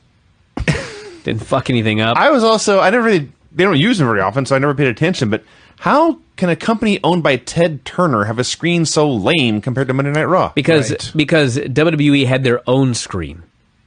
This was a screen inside the building. What about the one above their stage setup? Fuck if I know. Why can't they, if they're going to use a screen, I couldn't answer that question. company owned by Ted Turner and Turner It's Network WCW. Enterprises to get a better screen? That's the answer. We had pics of Piper and Flair and Bagwell and fuck. Who? I don't know who that guy is. Whatever. All I knew is by the time this video package aired, I wanted to find the cemetery where WCW is buried and vandalize their headstone. Oh, terrible. Wow. Flair, Piper, Kanyon, and DDP versus Benoit, Malenko, Saturn, and Bagwell. This was good. Yeah, they had a lot of good wrestlers, all let's- action. Let's put Chris Benoit in the ring for 10 minutes. fair. Just let it happen. That's fair. Yeah. I did think it was funny that his stuff, and this is what happened. It was Benoit in the ring by himself for 10 minutes against the other four guys. His stuff with Flair and Piper, I thought was much better than the stuff with Saturn and, or the Kanyon and Page. Because Kanyon and Page were in there, they're trying to do moves and spots, and then Flair and Piper get in there and they just fight. And the fighting was really good. Let's see. Quadruple figure four spot, which is always fun. Except Dean Malenko couldn't figure out how to do a figure four. Well, but Bagwell got in his way. Yeah. That's part of it. Bagwell gets the hot tag. They teased it and built it up so well. Place goes crazy. Dudes are fighting in and out of the ring, and suddenly Bagwell pins Flair with a blockbuster out of nowhere. Hey, sweet! A clean pin. Bagwell beats Ric Flair clean in the middle of the ring, blockbuster off the top rope. After all this bullshit about passing the torch and all this shit, finally a guy just beats somebody. Yeah. Hack versus Rick Steiner. Bischoff absolutely slurring his speech, trying to talk about how Chastity, she looks tough. She still looks good. She's a movie star. I haven't seen him. He's just it's off in space. I'm guessing Rick Steiner's gear got lost because he's out there in jeans. No, that's his new gimmick. It's a hardcore match. And Yeah. a WCW, okay, well, whatever. So he's out there in jeans and a WCW sweatshirt and his sunglasses, which stayed on for a long time in this brawl. And a dip in his mouth. And tip in his mouth. Dude, didn't notice that, but it makes his it new better. gimmick is awesome. I love it. He's just Rick Steiner. Just beat the shit out of this guy. They literally, like, they didn't completely destroy a Hummer. So I can't come out here and say that they destroyed $500,000 worth of stuff, but they destroyed a Hummer. They destroyed a Harley Davidson. They destroyed a camper. Wasn't a real Harley. It doesn't fucking matter. I know. It was a goddamn motorcycle. Like, they probably legit did $50,000 worth of damage here. Listen, in the backstage area, you're telling me there was a Hummer. I can believe that. There was a camper. 85 Ford Bronco that was lifted. That just happened to be back there. Yeah. There was a nice bike, not a Harley. There was a camper trailer from the late 60s. Sure, yeah. Just happened to be there. Well, you know, some people like to travel in a camper. And by the way, with the camper came a sectional. Yeah. This is backstage in the... Yes, Craig. Some people like to travel in style. I believe none of this. You think they're just piling into a rental car after the show? Of Come on, all now. the unbelievable things on this show. In this segment! That's your fucking problem? Absolutely. So I want to draw attention to one thing, which is that let's not say that they just hit each other with vehicles or threw each other into vehicles. At one point, Hack turns his back to Bam Bam and starts throwing kicks at this fucking bike. Yeah. He's crazy. What did the bike do to you, dude? Okay, I got one for you, Craig. Okay. Okay, so you're all appalled that there's a 1960s camper back there with a fucking sectional? Okay, Yeah. I find it more preposterous that earlier in the day, Yes. Sting was sitting there and he thought, I have a vision. Tonight on Nitro, it's going to be Rick Steiner versus Hack. Sure. And these two shitheads are going to brawl backstage. And I'll bet you anything that they're going to brawl on top of this fucking car right here. Sure. So what I'm going to do is I'm going to get in the goddamn car, and I'm going to be ready to jump out and go after Rick Steiner when that happens. I'm going to put on my gear. Yeah, I'm put going on to paint my face. I'm going to paint my face. I'm so mad I'm going to do my face up. I'm going to hide in this particular convertible Hummer for hours and hours. Yes. That's stupid. Yeah. So eventually Steiner slams Hack through the roof of the convertible Hummer, but Sting pops out and attacks him, beats him with a bat a lot, goes to the ring, and just cuts an insane promo. Well, I would have thought it was insane, but I've been watching his 88 promo, so it wasn't that crazy. That's actually a fair point. Yeah, this was tame. I mean, He didn't just randomly go, ah! he did that back in the day. Yeah, repeatedly. Yes. Every time he lost his train of thought, he'd just scream. So Sting is attacking Rick Steiner with a baseball bat, a Yes. potentially lethal weapon. Bischoff's out here making jokes about home runs and doubles. Doesn't Yeah. give a shit. Turn this. Bischoff killed this entire show. Like, every word Bischoff spoke, my opinion of him lowered. And it wasn't that high to begin with. So then Sting, in seriously one of the great feats of strength of his career, he just throws Rick Steiner over his shoulder and carts him out. Steiner's a big dude. Yeah. So there was no finish to this hardcore match between Hack and Rick Steiner. La Parka and Psychosis versus Rey Mysterio Jr. and Conan. This was fun. Your boy Eric Bischoff is rambling during this match.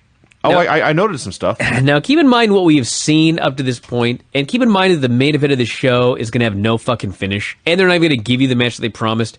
This fucking guy's going on and on about how we're turning things around. It's We're- gonna take time. It's going to take time, but you know what? We're committed to doing things right. Fuck you. You're a goddamn idiot. This is the same match, by the way, where he said this is going to be, quote, hip-hop meets kick butt. Yeah. I mean, that's okay. No. Him telling me they're going to turn this goddamn thing around in the middle of this fucking show, that's not okay. The fact that he was talking about turning Nitro around when he was by far the worst part of the show is actually amazing. So, they did a very U.S.-style tag match with the heat on Conan and a hot tag to Ray. Conan did a tope in this match. He did. He He did. was feeling it. He had the No Limit Soldiers out there. I This guess guy's got so. so much money. He had his working shoes on. It was like, man, I'm going to get in good with Master P. So Conan hits an X Factor and Ray hits a diving Rana and they get the double pin. And then as soon as they get the win, I hate rap plays. And the Cowboys are taunting them from DJ Rand's booth. And Master P and his crew go running over. And the Cowboys flee. And P cuts a promo on him and says, "Hootie hoo!" over and over again. God, I was dying. This jumped the shark so fucking fast. If they would have just chased away those rednecks and grabbed the mic and said, we're going to kick your ass. How dare you play that bullshit over our song right here? Disrespect DJ Rand's booth. Instead, they get up there and they just start jumping around going, hootie-hoo! I'm like, you're supposed to be cool? Yeah. Okay, this is the most uncool thing I've ever seen. Ever in my life. They did actually play a Master P's song on the network. Yeah. I was he did. stunned. Kevin Nash versus Sid Vicious God. for the prestigious WCW World Heavyweight Championship. Shall I do the buffer intros? I only wrote down one part. All right, I got Nash's and Sid's. So on Kevin Nash, Michael Buffer, who is back, by the way, been gone for a while. They decided to pay out that big money to turn this ship around. He says of Kevin Nash, this superstar is universally recognized as the best big man in professional wrestling. His signature trademark is the jackknife powerbomb, but he's also known for his ignore the pain courage. Excuse me. And tonight, with fractured ribs and bad knee, he again refuses the doctor's advice to pull out of this match. And yes, he said knee singular in that sentence that exact same way. He's known for his ignore the pain courage. Yes. Now, you can put hyphens in there, I guess. This is some very, very poor English. Sid comes out. He stands 6 feet 10 inches tall. Correction. Sid's supposed to come out. He's supposed to come out. They play the music. He stands 6 feet 10 inches tall and weighs 314 pounds. Last night, he made a spectacular but disruptive appearance at the WCW Great American Bash. And now, he gets a chance for the title. The man also known as the superstar among big men, and he is also known as a master of the powerbomb. I have never seen a greater example of self-parody than Michael Buffer doing WCW ring intros. It's awesome. I should have written everyone down in history. Just do that book next. Yeah. A collection of Michael Buffer ring intros. Yeah. So Sid does not come out for his entrance. Randy Savage comes out instead. He says, I want the belt. Nash says, come and get it. So Savage goes into the ring. Nash drops the belt at his feet. Savage bends over to pick it up, and Nash punches him, and the bell rings. Yeah. So now we're having a match, I guess, between Nash and Savage. The women are just in the ring, blatantly attacking Nash. No one cares. Sid runs out and attacks Nash. Oh my God. Sid sprinting to the ring was worthy of mini rewinds. So the fans start calling for Goldberg. And by the way, where the hell did Goldberg go? Fuck if I know. It's He's, like a he's month. just gone. They mentioned that Bischoff had mentioned that he's been hurt. Huh. He said he was on the shelf during the show. So somewhere in here, as Kevin Nash is fighting 5 people, the ref calls for the DQ. Eric Bischoff is outraged. Let it go, he says. Let it go. As the champion of his company I was so mad. is being mauled. It's just like, Fuck you. he's... I can't even think of like a good analogy. It would be like if one day you guys drove all the way out here and I was in a really bad mood and I was like, we ain't fucking doing the show. And then as I say, we ain't fucking doing the show, go home, I was simultaneously saying, just do the show. But then I forced you out as I'm saying, oh, I'm just going to do the show, but get out of here. This is believable.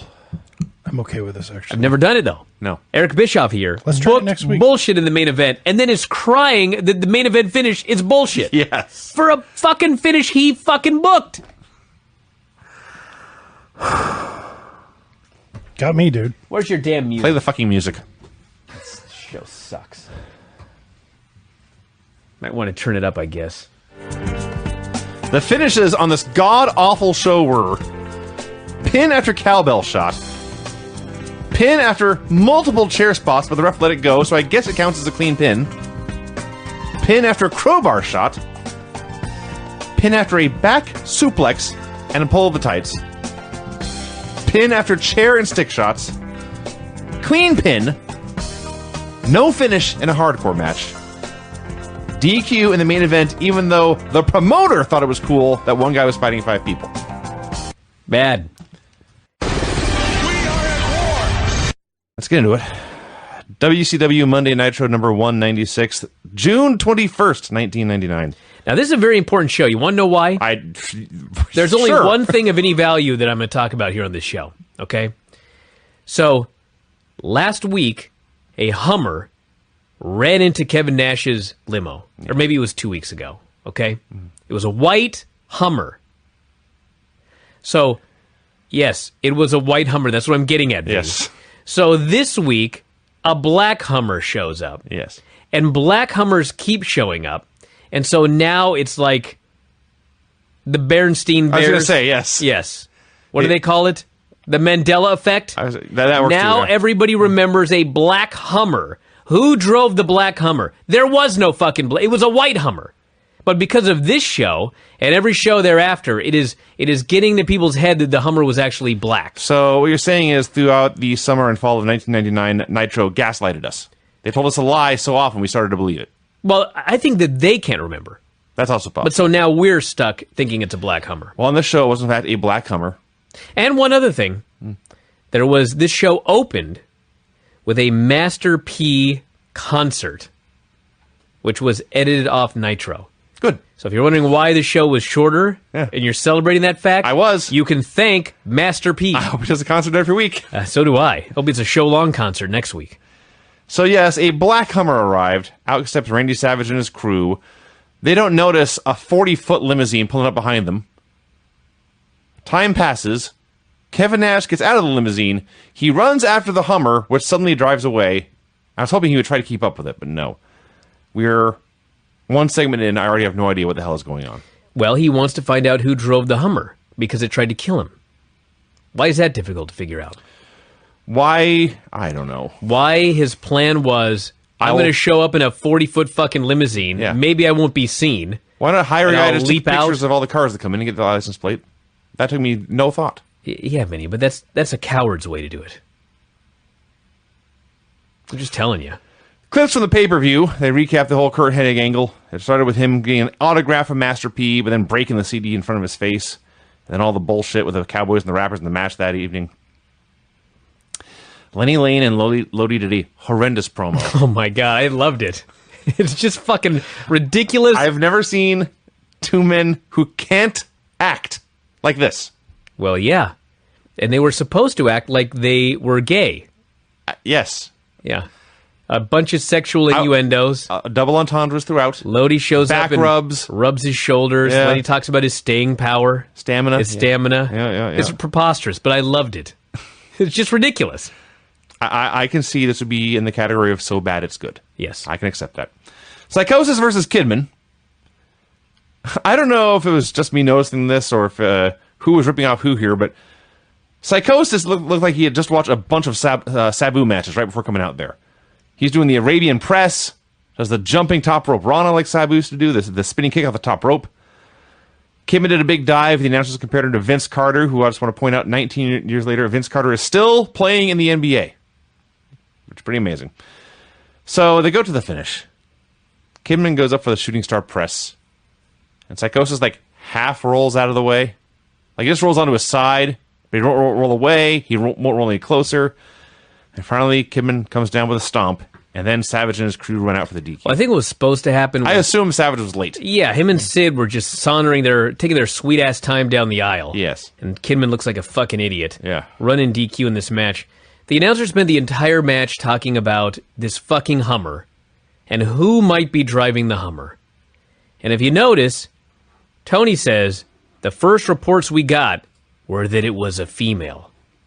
So, they wanted you to believe that it was Sable, who showed up last week on television. And then, of course, WWE threatened to litigate. Mm-hmm. And so WCW claimed, well, she bought a ticket. We didn't know she was going to be in the front row with security. Yeah. Just a coincidence. And then Sable told USA Today that she bought a ticket on her own because she wanted to go to the event and find out if WCW was as raunchy as WWE. It was not, she said. She couldn't watch television. No. She had to fly to the town, Yeah. hire security, get a front row seat, and sit there on camera. So anyway. I can't blame her.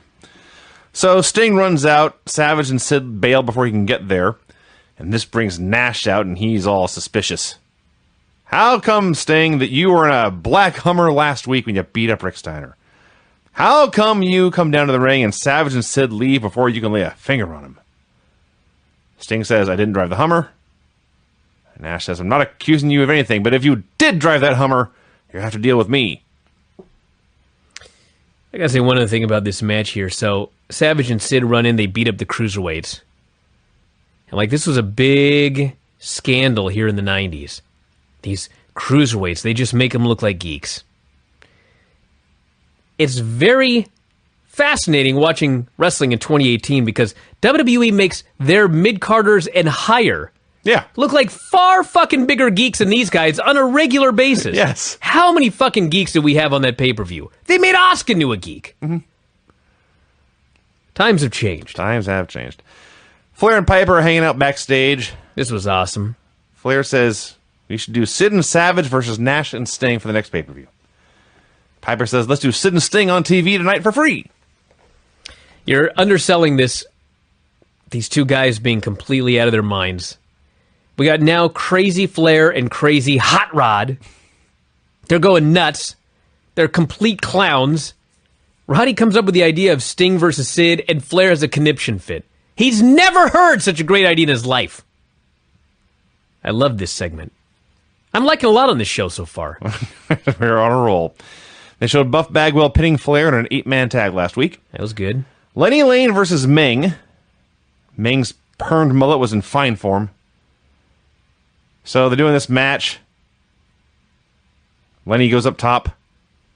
Meng wasn't down or stunned. He was just in the ring. So as Lenny exits the ring and is climbing, Meng has to look around and just shout and bark like Meng does. And then once Lenny gets up there, Meng walks up. He grabs him by the chin and does a Tongan death grip press slam for the win. Yeah. That was awesome. That's all I got out of this. Yeah, this was just Meng killing the guy. It's probably Lenny's best match ever. It may have been. It's not saying much. And Lodi was very sad about all of this. The announcers recap Sting popping out of the Black Hummer last week. And then Master P and the No Limit Soldiers hit the ring. This segment. This was horrific. It was Silk the Shocker's birthday. Silk the Shocker. Yes. That's Master P's little brother. Yes, and years later he would do MVP's theme song. Really? I did not know that. did, Wow. yes, yeah. How about that? So they decide it's a good idea to grab a fan in an afro wig, have him come in and sing Happy Birthday. Am I the only one that thought that was Disco Inferno? I figured it had to be somebody. Yeah. Something was going to happen. It was just a fella. A fan. Yeah. He sang badly and quietly. They all said, hooty hoo. Kurt Hennig comes out. We'll get into Hootie Hoo. Don't worry, Tony. Yeah, if it makes you laugh. I did some fucking research. You're going to enjoy We'll this. get into it. Kurt Hennig comes out with a gift. And there's 50 guys out there. So clearly he's no threat. They allow him into the ring. Kurt apologizes for dropping the CD at that other show. Master P has no idea what Kurt Hennig's name is. He just keeps calling him Cowboy. Cowboy. That's fine. We knew who he was talking about.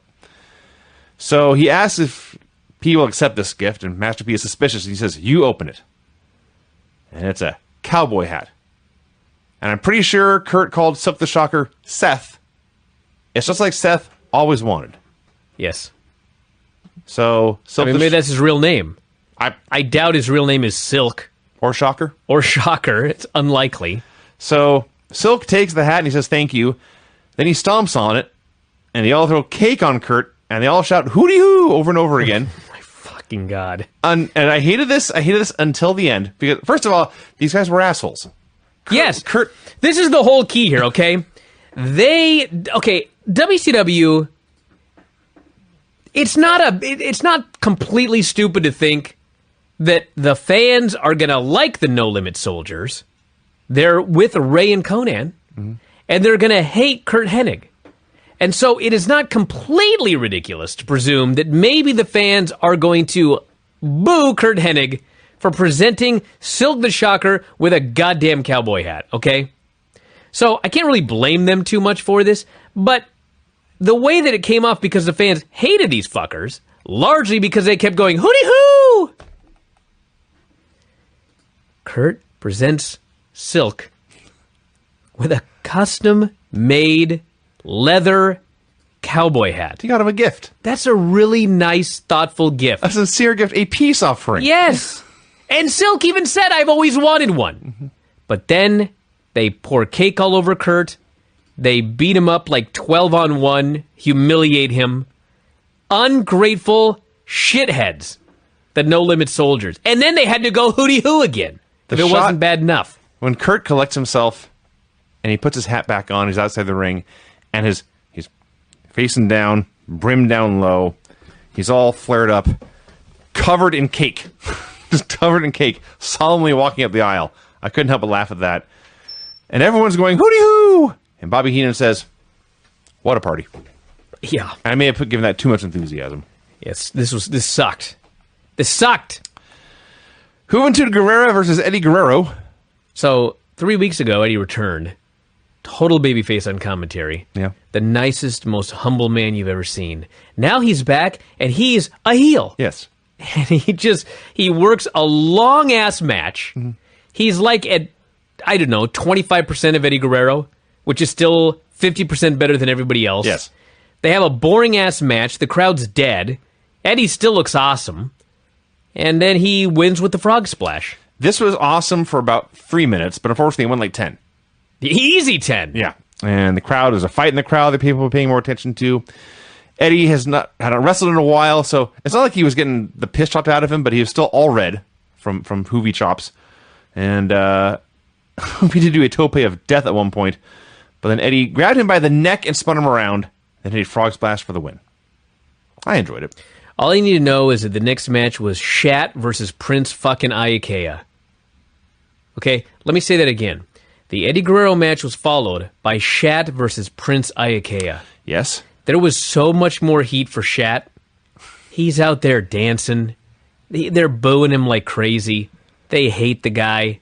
I mean, the match was fucking terrible. Honestly, maybe they knew what was coming. But dude, Shat got some heat. And he used the loaded red shoe again. At least he didn't fall down this time like an idiot. And you know another positive? We didn't have to listen to Eric Bischoff yell at the announcers about their karate knowledge. That's true. That's true. There was no Bischoff on the show. Thank God. That's excellent news. So we had here a spot where Iaukea whips Cat into the ropes, and Cat just stops and super kicks him. Why don't all wrestlers just stop if you can do that then? And just kick the guy. They don't have his karate balance. They're brawling. You know what? That's actually a fair point. Yeah. That's a very good explanation. Then they're brawling on the floor, and Cat slams a beer or pours a beer in Iakea's face, and they're trying to do stuff out there, but now there's beer all over the floor. They're slipping all over the place. Cat hits the shoe-assisted kick for the win. Booker T versus Kanyon. 15 minutes plus a commercial break, and then DDP and Bam Bam run in for the DQ. Wasted so much of my time. A total waste of time. That's all this was. A long, long waste of time. I'll rant about this later, but I will say that opens up with Kanyon saying, I'm going to beat up Booker T tonight, but I got a question for everybody. Who better than Kanyon? Dead silence. He just moves on. He didn't give a shit. Back in the day, he would do that, and they would scream everybody, and he would pitch a fit. Now they just don't even care. And yes, they went on and on and on. I'll give him a little credit. When Booker made his comeback, the crowd came to life. And then, yes, DDP and Bigelow hit the ring for the shit DQ. I was furious at this point. Much more furious than I am right now recapping it. It was terrible. So they beat up the ref. They hit Booker with a combo diamond cutter onto the belt. Logically, this would lead to Booker finding a partner and challenging for the tag titles, but I have no memory of that happening. I guess we'll see. Flair and Piper and the rest of their crew come out for a promo. Remember like 4 months ago in 1999 or whatever, or maybe it was mid-98, I don't remember when it was, but maybe it was the summer of 98 when Viagra first came out, yeah. And there was a fucking Viagra joke on every show for like 3 weeks. Yes. Okay. I've never said this before, but I'm pretty sure that Flair like OD'd on Viagra before this promo. Flair's always talking about chicks riding Space Mountain. Mm-hmm. He couldn't stop. That's all he couldn't cut this promo. Every 3 words, he would stop and start calling out some woman or some guy and tell me he was going to fuck his woman. Yeah. I mean, nonstop for minutes on end. He couldn't quit. I don't even know what he was talking about here. Well, I'll talk about Piper first. Piper spoke first and was actually coherent. He's mad about the Y2K kids. He actually called them the Millennium Kids. I didn't hear that part. Yeah. Yeah, he was ahead of the curve. Roddy Piper he knew coined what this generation would be called before they were called millennials. He was sick of Buff Bagwell whining, made fun of his tan. So Gene asks Flair about partying in New Orleans, which is where they were tonight. I do want to add that Roddy Piper said, Buff, you're a liar. You never beat Ric Flair. Even though, in fact, Buff beat Ric Flair clean in the middle last week. And I just loved it. And they showed us. These are great heels. Flair, Piper, I will say this.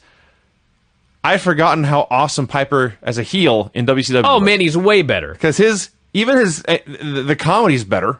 because Yep. he's supposed to be crazy. Yep. Even his wrestling, his brawling with Benoit last week was like the best thing he did. It was Not only awesome. that, he's paired up with Crazy Flair. So we have Crazy Flair and Yes. Crazy Piper together. Yes. How do I not remember this vividly? I don't know. This is the best act on the show right now. So Gene asks Flair about what are they going to do in New Orleans after the show's done, and Flair just, first of all, he just can't stop smiling. He's silent.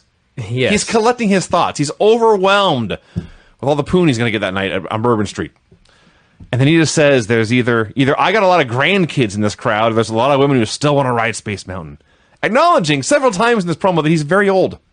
He said, at my age, I may just drop dead. But if I do, it'll be on top of a woman. That's virtually a quote. That is exactly a quote. Yeah.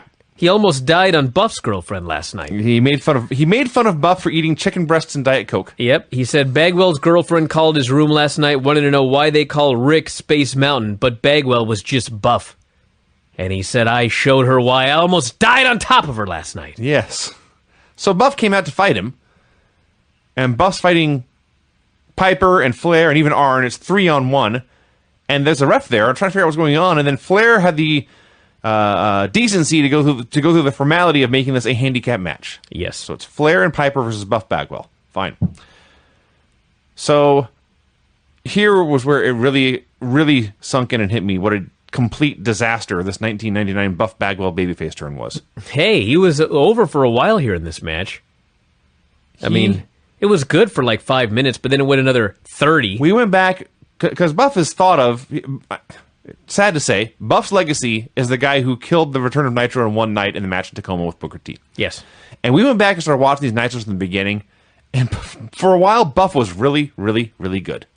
Then he turned heel, had a whole new character, a little more comedy to it, but it was still very funny and entertaining.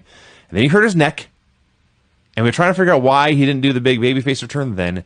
And he came back, and he was just Scott Steiner's flunky for a long time, and now he's back as a babyface full-time wrestler, and he's just not very good. No, he's an acceptable babyface, He's but competent. Flair's in there. Hey, I'll tell you one thing, though. So Flair's in there, and Flair and Bagwell is great. Flair just gives him everything. The place is going nuts.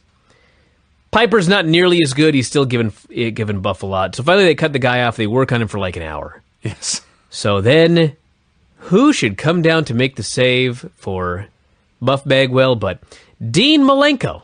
Let me stop you for a second. Before Dean comes out, Buff was so immobile by the end of this. I legit thought he'd hurt his neck again. Turns out he was just blown up and couldn't go anymore. Like they were trying to grab him by the head and pick him up. He would just lay there. So Piper does the best sell of a low blow of all time. I made a gif of it. I'll post it in the thread. And Dean runs out for this tag. I would like to think that they were watching this backstage and they thought, Jesus, Buff sucks. Malenko, get out there and save this match. And so Dean goes out in street clothes to try and save the match. So here's Dean in the corner now to be Buff's partner. So they get the hot tag, Dean does. And Worst hot tag of his career.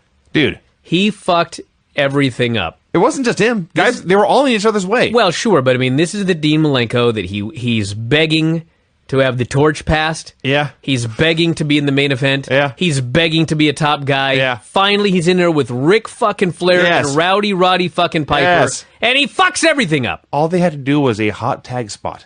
Just whip, elbow, through a couple punches. That's all they had to do. They fucked up everything. This, by the way, lends credence to my theory this whole thing was inaudible. Because you can't tell me that Dean Malenko, Ric Flair, and Roddy Piper could do this bad on just a hot tag unless there was some extenuating circumstances. So I think Buff hit a blockbuster, but I can't tell because the camera was zoomed in on Roddy Piper's hand deep inside his trunks. Eventually he pulled out a gimmick. Not that gimmick, Tony. He hit Buff with it. I mean, we don't know. I never saw it. Maybe he has a detachable penis. He hit Buff with the gimmick. Flair got the pin as Dean, who was now a legal participant, had Arn Anderson, who was not a legal participant, in the cloverleaf. Yes. This was a total disaster by the end. A total clusterfuck. Made everyone look stupid. Yes. Well, mostly the baby faces, actually. Yeah, but this is no good. Ray Jr. and Conan versus Dallas Page and Bam Bam Bigelow. So, I don't know how many No Limit soldiers there are, but it felt like, seriously, by the end of this segment, at least 20. Well, did you notice there's a new No Limit soldier in Brad Armstrong? Somebody figured out, we need a No Limit soldier who can actually do matches once in a while. And nothing... Besides Swole? Besides Swole. And nothing screams No Limit soldier like the Armstrong brothers. Hell yeah, dude. Brad Armstrong. So Brad Armstrong is now a No Limit soldier. They're get the Heat and Ray. Yeah, because Conan and Ray versus DDP and Canyon. Mm-hmm. Theoretically. Didn't we just see a Canyon singles match that went like 5 hours? Well, you will earlier note here, this actually started as Page and Bigelow. Oh. And then it became Bigelow and Canyon. Wow. And then it became Bigelow and Page and Canyon. Yeah. So it was a 3-on-2 match, just with one guy always on the floor. Meanwhile, there's a literal army of soldiers around ringside. None of them were doing a damn thing about this. Blatant cheating. Yes. So I might add, by the way, that last week we talked about how Conan is so much better in a tag team. All he has to do is stand on the apron, make a hot tag. Well, some fucker this week decided, I'll show them. We're going to get the heat on Conan. Yeah. They beat the shit out of Conan. He can barely move. He's lying there half dead. I mean, the only good thing was they gave the tag to Ray, and he made a good hot tag. But this, Vinny, now I will address this match-length DQ bullshit. It's one thing to do it. I want to say it's one thing to do once in a show. If you're going to do a shit DQ finish, this match should be maybe 5 minutes. You make me sit through a fucking 15-minute match with 2 heats. They got the heat twice. Yeah. I sit through that fucking match for 15 minutes and you give me, it's not even a good DQ. It's a bullshit. Dudes run in for the fucking DQ. That's 2 on this show. Mm-hmm. Okay, I hit my limit after the second one. The first one sucked. This one, lazy, bullshit, infuriating. It's not even like a creative DQ where, a no-limit soldier throws in a gimmick or something, somebody gets it, the other guy gets it, the ref sees it, whatever. It's a guy runs in and attacks. Dudes run in. That's the best you could fucking come up with after 15 minutes. Fuck you. I hate this show. Hope this company dies. So the Cowboys hit the ring for a brawl. Saturn and Benoit join in. More soldiers come out from the back. More of these no-limit soldiers. There have been Royal Rumbles with fewer men that were in the ring in this segment. And they were all going, hooty-hoo! Fuck this hooty-hoo! I'm going to tell you something about hooty-hoo. There's actually, believe it or not, Vinny, there is a Wikipedia entry for hooty-hoo. Now, I was unaware of this, but hooty is spelled with a D. Okay. So it's not hoot, like an owl. It's hood. Like a hoodie. Like in the hood. Uh-huh. Hooty-hoo. Okay. But they pronounce it hooty-hoo. So according to Wikipedia here, this music video was shot. Are you ready for this? The music video for Hooty-Hoo was shot in New Orleans, Louisiana. Oh, hey, how about that? The video starts off with Master P, Silk the Shocker, and C Murder in a military base in the future. Also in the video, there are numerous occasions when female dancers are dancing to a white background. Wikipedia for you. Although there appear to be a large number of dancers, there are actually only 2 thanks to the use of computer graphics. Wow. The future. Most of the TRU members are wearing Ricky Williams' jersey since he was still playing for the New Orleans Saints in 1999. In 1999, when the video was filmed. Mm-hmm. This Nitro was in New Orleans. Yes. I think that they filmed the fucking Hooty-Hoo video this week. They may well have. While they were there doing this fucking WCW bullshit, and that's why they're hooty-hooing everywhere. Mm-hmm. I'm telling you, if they hadn't done that hooty-hoo, they might have got over better. It couldn't have hurt. Yeah, it would have helped. And it's time for the main event. I've got your bufferisms. How about that? I only wrote down one, so go ahead. You wrote the whole thing? No, I only wrote down one. I line. see. It was about what he said about Sting, but go ahead. This is for Sid Vicious.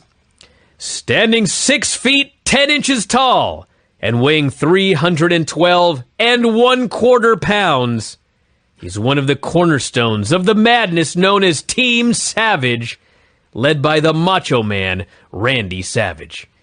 He is without a doubt one of the best big men in the history of the sport. He is the master of the vicious powerbomb. He is known for the vicious destruction of his opponents. Ladies and gentlemen, he is Sid Vicious. And now to Sting. Mm-hmm. wearing black and silver. I apologize. Let me start over again. I don't want to mess up Buffer's prose. They'll probably sue you. Yes. Wearing black with silver, weighing 249 1/2 pounds, and standing 6 feet 2. This is a man known to professional wrestling fans the world over for his reluctance to join any faction or organization within the sport. He is the enigmatic warrior who marches to his own drum. He is the master of the Scorpion Deathlock. Ladies and gentlemen, he is the man known as Sting. Was he not in the fucking Wolfpack? Am I imagining things? Oh, he was for a long time. He was in the Wolfpack. Yes, yes. Get your facts right, Buffer. I like, before Michael Buffer introduces Sid Vicious and Sting, he says, "It is time for the main event of Sid Vicious versus Sting." Yeah. Okay, your job's done now, Michael. No. You can go home. He's got to tell you that Sid is 6 feet 10 inches tall and weighing 312 1/4 pounds. He had a quarter pounder before the fucking show. It's important we know those details. And you know another thing about Sid I noticed during this match? He's 312 pounds and 6'10". And do you know what his style would be in the UFC? He's a fucking striker. Well, yeah. What?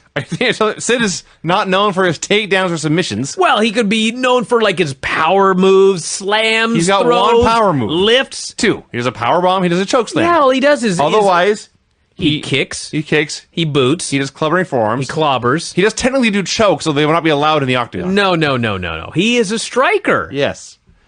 So after all that intro, all that build-up, A shit match. the whole show-long tease, they go like 3 minutes, and Randy Savage attacks with a DQ. Bullshit. Dude. A fucking useless professional wrestling television This is show. like a beautiful afternoon. We all could Don't be even outside. get me started, Vinny. Don't even get me started. I gotta get a way to like download these on a tablet so I can in fact watch these while on a walk. That'd make me happy. Dude, you can watch them on a tablet whenever you want, geek. Just play it. Yeah, I gotta have Wi-Fi too. Do you have I wi- can't- do you have like a phone? I was talking about going to the park. I guess I could do it on the phone. Yeah. Yeah. All right. Maybe I just don't do it on the Or phone. you stream from your phone to the tablet using your phone's cellular. I don't think mine's set up that way. I'm pretty sure it'll work. Yeah. Maybe not. I guess you have to set it up that way. So Lex runs out with a chair to stand by Sting's side, and I swear to God, nothing happens for 3 minutes. They all look at each other. Someone eventually tells Savage, got a promo. Savage says he'll put Sting and Luger out of wrestling. Now Sid's got to get his promo in, and he starts talking. Suddenly they're up against the clock. I kind of like Sid's promo. It was really shitty. That's what I've been waiting for. His horrible promos. Do you have my music ready? Would you like me to hit your music? That was a good time. All right. The finishes on this show were a double DQ when both men were attacked. One clean pin, and it was by Meng. Pin after a kick with an illegal shoe. A DQ after guys had wrestled for almost 20 minutes and then dudes ran in. Pin after a gimmick shot. DQ due to run-in. DQ due to run-in. And then a DQ due to run-in. Fuck you, Nitro. There are more DQs than pins or submissions on the show. No wonder Bischoff wasn't on this show. That show sucked. He was hiding. In shame. It wasn't shame. If not, he should know better and he should be ashamed. That was a shitty, fucking terrible show. And then Raw. Another shitty, fucking terrible show. Don't ask me why it's called Phantom Power, Craig. I didn't invent the say term. a thing, dude. You idiot. All right, anyway. Now I'm hot and sweating. It's a changed man, everybody. Do you want to start over, Brian? Fuck no, let's just do it. Get going. It's behind the scenes here. Retro Nitro. Frankly, we do need more behind the scenes stuff. The best stuff is off camera. That was on camera. That's true. Should we edit it off? That's my point. The best stuff is off the air. That's what I'm doing. That was on the air. Good. WCW Monday Nitro number 197, June 28th, 1999. A limousine arrives next to the Michael Jordan statue in Chicago. Outstep Rick and David Flair along with Uncle Bruce, who is later explained as one of the owners of the Bulls and Blackhawks, the basketball and hockey teams in Chicago. Bruce was awesome. So Flair goes off about how Bruce built this building, the United Center in Chicago. He built it for David, so David would have a place to win the World Championship. Uncle Bruce says, we're going to build an even bigger statue for David right next to this Jordan statue. Steven Regal and Fit Finlay versus Chris Benoit. Vinny's very much downplaying this first segment. Well, no one said anything, so I moved on. Guy, Bruce. I was trying to figure out what's going on right here, because all of these problems, everything's all messed up here. I'm sorry. And I'm fucking sweating. So first off, David's now got a bleached blonde hairdo. Mm-hmm. This has done him no favors. Did you not have this before? No, okay. This is new. First time. He's now got the bleached hairdo. The Flair Platinum Blonde. Yep. This Bruce fella who owns the United Center or whatever, he's fucking so great. He's just a guy, but man, Flair starts doing his crazy Flair promo, and Bruce is inspired. And boy, he just goes into full poor man's Ric Flair mode. Let me tell you something. We had Bruce, this random Bruce guy, we had Ric Flair, and we had David Flair. Okay? Bruce should be the world champion, not David. Okay? Bruce was a ball of lightning compared to young David Flair here. A 10 times better promo, 10 times more charisma. I don't know what's going on. I mean, I know what's going on. Rick actually started instead of be like Mike chant, be like Dave. Be like Dave. Yeah. That never count on. No. I would say that in this segment, David Flair was fourth in the charisma scale behind his father, Uncle Bruce, and the Michael Jordan statue. Well, right. Yeah, there's the statue too. So the opening match here was Steven Regal, who is now back with his company after his real man's man stint in WWF. Steven Regal and Fit Finlay versus Chris Benoit and Perry Saturn. What a great match. They had a very good, basic formula tag match because the formula always works when you do it right. With a winner. There was a clean winner. William Regal's palm strikes to Perry Saturn's face in the corner. Jesus Christ. So Saturn suplexed him straight over onto his head. And they teased and teased and teased a tag to Benoit, and Benoit got the tag. And as we have mentioned, he was very good at his job. Made a great comeback. And then Saturn hit Regal with a DVD and pinned him. Thumbs up. Yeah, Benoit and Finlay were awesome together, and then Regal got in, and he's kind of fat, but he's still kicked everybody's ass. Place goes crazy. DVD right on Regal's head. Mm-hmm. God, this match was great. Why can't Nitro be 3 hours of this? Did you notice the flagpole breaking before it actually hit its opponent? I did not catch that. It's kind of cool. It was cool? You know. No, I don't know. It was neat, Brian. Because he got the behind the scenes of a fake pole? Yeah. Oh, cool. Why do I show up here every week? I don't know. Why? Your opinion is unquestionable. I have a great job. I don't know why I'm here. Anybody else? Vinny? I'm just talking. Okay, let's move on. Flair and his crew are having a meeting when Van Hammer walks in. Van Hammer's the best wrestler in the world. Excuse me? Don't question my opinion, Vinny. Why do I even show up here? Go on. I've been asking myself that for years. Damn it. So anyway. I work with an 8-year-old. I'm just making a point here. We're all allowed to have our own opinion. I didn't think a flagpole breaking early was cool. I was just asking Craig why he thought it was cool. That's all. We don't have to fight here. No, we don't. Where were we? I can't imagine which one of us is being confrontational. Well, it's not me. Van Hammer. I just asked a question. Van Hammer walked in and asked for a title shot, and they said, sure. And they said, you get a match against Rick Steiner at Bash at the Beach. He said, thanks. No, he said, I love it. Sure. That's very different. Okay. That's your opinion. There's thanking them, and then there's he loves the idea that he will face Steiner at the pay-per-view. I believe a thank you. I don't believe I love it. I see. Yeah. That's my opinion. I just love sticking to it. I've watched a lot of wrestling shows where a lot of wrestlers have asked for title matches, and usually the answer is you have to beat so-and-so, or absolutely not, you're not healthy, or this guy's not healthy. There's always a million excuses. I don't think I've ever seen one where a wrestler says, I want a title match, and they say, okay. Well, Vinny, you got to look at what's going on. Well, they think Rick Steiner's going to murder him. Exactly. Yeah. Exactly. They were giggling about it, Flair and Piper. This would be like if someone annoying on Raw came up and wanted to have a match with Brock Lesnar, and, you know, the heel GM is like, great. Enzo, for example. Next week. Yeah, exactly. It's a perfect example. So Mean Gene brings Team Flair out for a promo along with Uncle Bruce.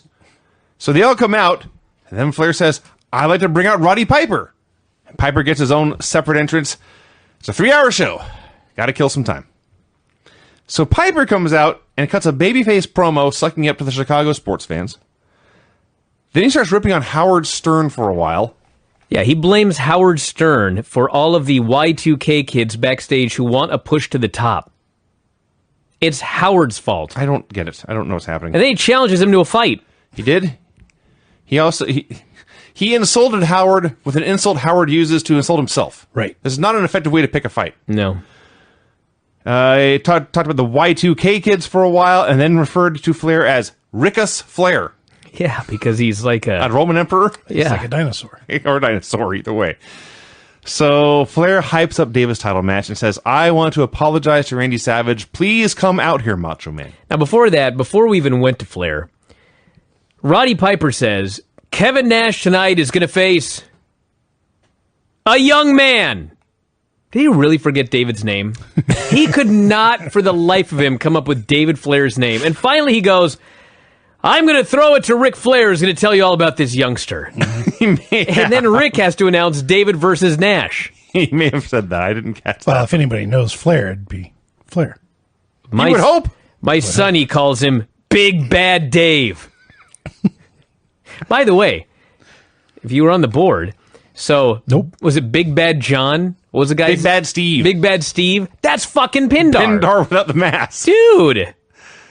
He sure didn't Pindar my life on Thursday. It's just a fella this time. They need to put him back in that lizard costume. Well, When's Pindar coming to Defy? That's what I want to know. I'll talk Forget the about Luchasaurus. apparently, the last episode of season 3, Pindar's head was cut off That's right. I'd forgotten about by that. Daga with a sword. So Pindar will not be returning to Lucha Underground anytime soon. Damn it. tragedy. Now, if his tail, then like a gecko, he might just go back. But I don't think coming off the head Sure. works. You know? Yeah. So Flair calls out Savage. Savage comes out. He's got Sid. He's got Medusa. He's got the whole crew. This ring is very crowded at this point. Yeah. And the Flair says the one thing we all have in common, we all hate Kevin Nash. Since when does Ric Flair hate Kevin Nash? Kevin Nash is a babyface champion. He's a heel. The last time I remember Kevin Nash and Ric Flair doing anything together, Nash was in Flair's office and they left all buddy-buddy. Didn't Nash beat Flair for the title? Did he? I think so. That would do it. Everything runs together. I don't know. Yeah. Yeah. Who cares? It would be nice if they explained why Flair hates Nash. Why? Every single week. It would change. Somebody changes. Somebody's something or other.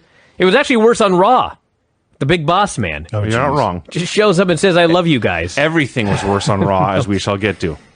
So Flair wants Savage and Sid to be lumberjacks in the title match later.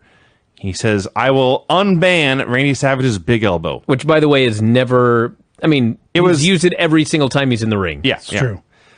Charles Robinson steps up and says, wait a minute, he nearly killed me. I was in the hospital with a tube in my chest for weeks. I got a scar right here. Yeah, he's showing a scar to everyone and then all the women. Piper just pulls him aside to shut him up. Savage says, I do not care who is world champion as long as it is not Kevin Nash. He asks Sid his opinion. Sid says, let the madness run free. So awesome. Sid's just standing there like a cheerleader. The biggest fucking ugliest cheerleader you've ever seen. Going, let the madness free! Over and over around the ring. Everyone just ran their mouths for a while, and it finally ended. And the biggest deal is actually Arn Anderson was in the ring this entire segment, Yep. silently leaning in the corner. Yep. At the very end, everyone said their piece. The music's playing. They're about to wrap it up. And Sid just walks over to Arn, and they very briefly shake hands. This was the first time they were in a wrestling ring together on television since they stabbed each other with a pair of scissors in an English hotel room and tried to kill each other. Yeah. No squeegees were used either. No. So, Separate incident. Oh, really? yeah, Yeah. the squeegee was that was Pillman. That was Oh, that's Pillman. right. My Yeah. bad. No, this was, well, it's a long story. But yeah, they tried, they someone could have died easily. But they're fine now. Wrestling is weird. Time heals all wounds, Time and money. including puncture wounds. Sure. Yeah. And stitches. Yeah. Lodi and Lenny were having a moment backstage.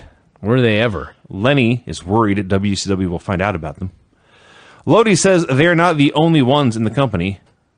Lenny agreed. WCW, he says, is an open-minded place. Oh, yeah? You know? As if. Get out of here. Laney Lane was not a very good pro wrestler.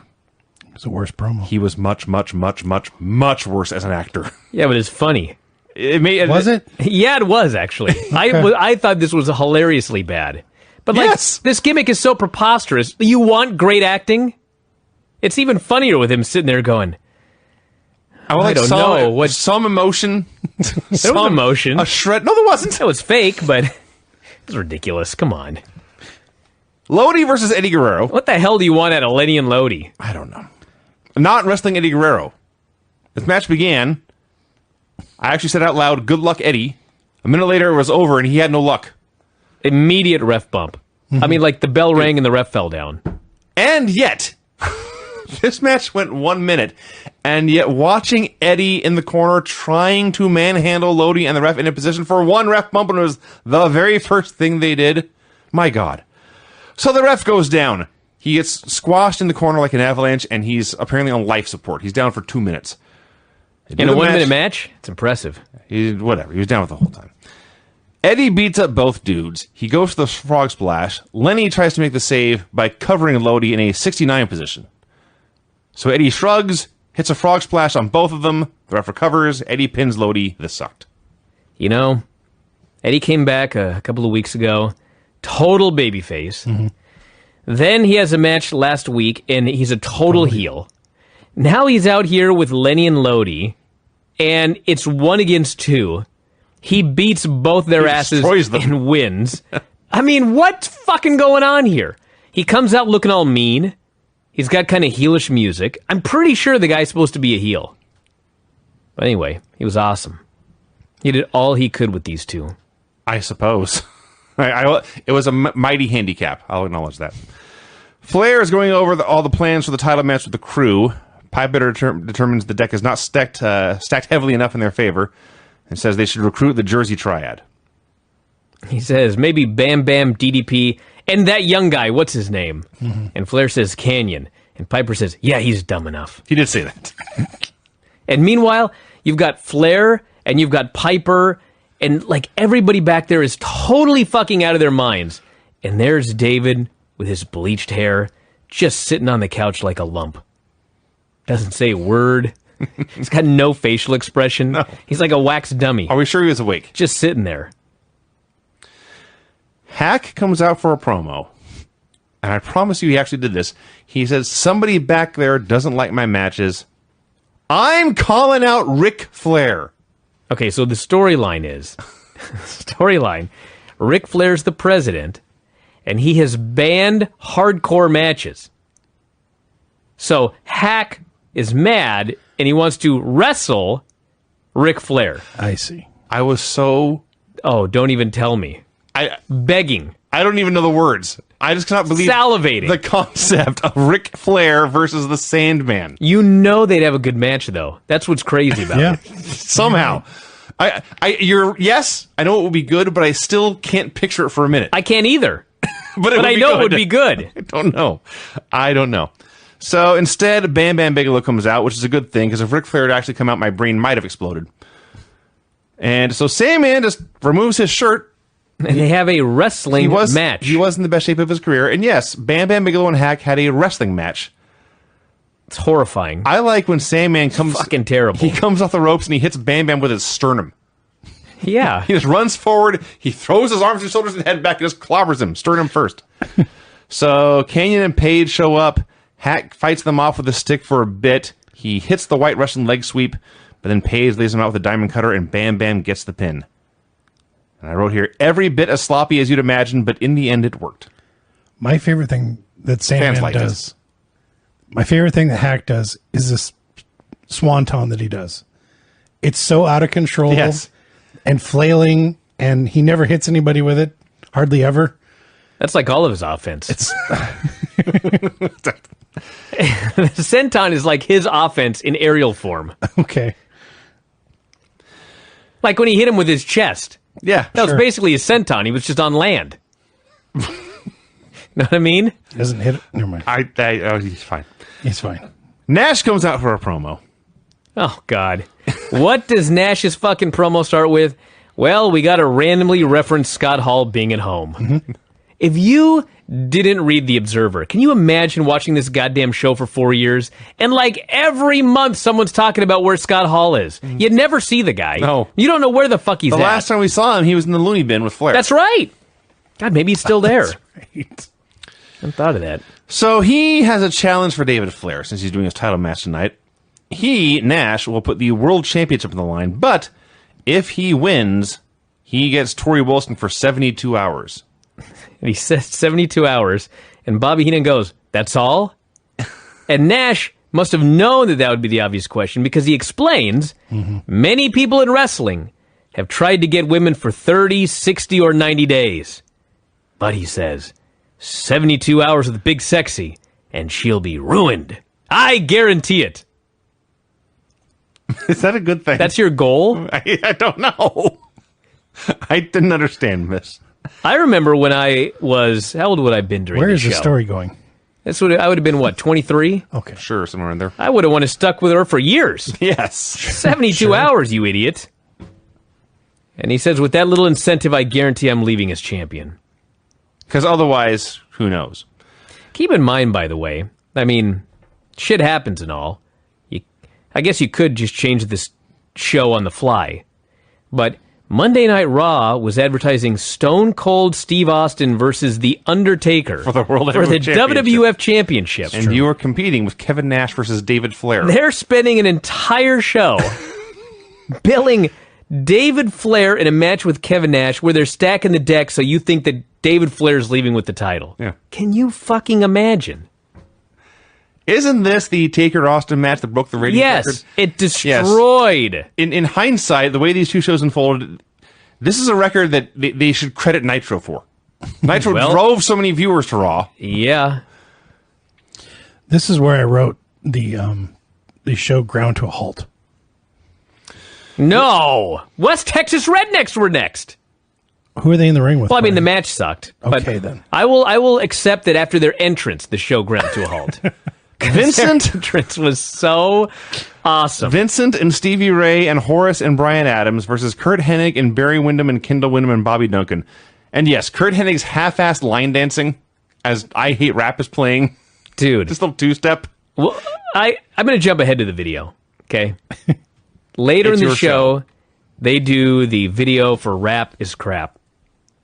And it's all four of the Rednecks all playing in a fucking band.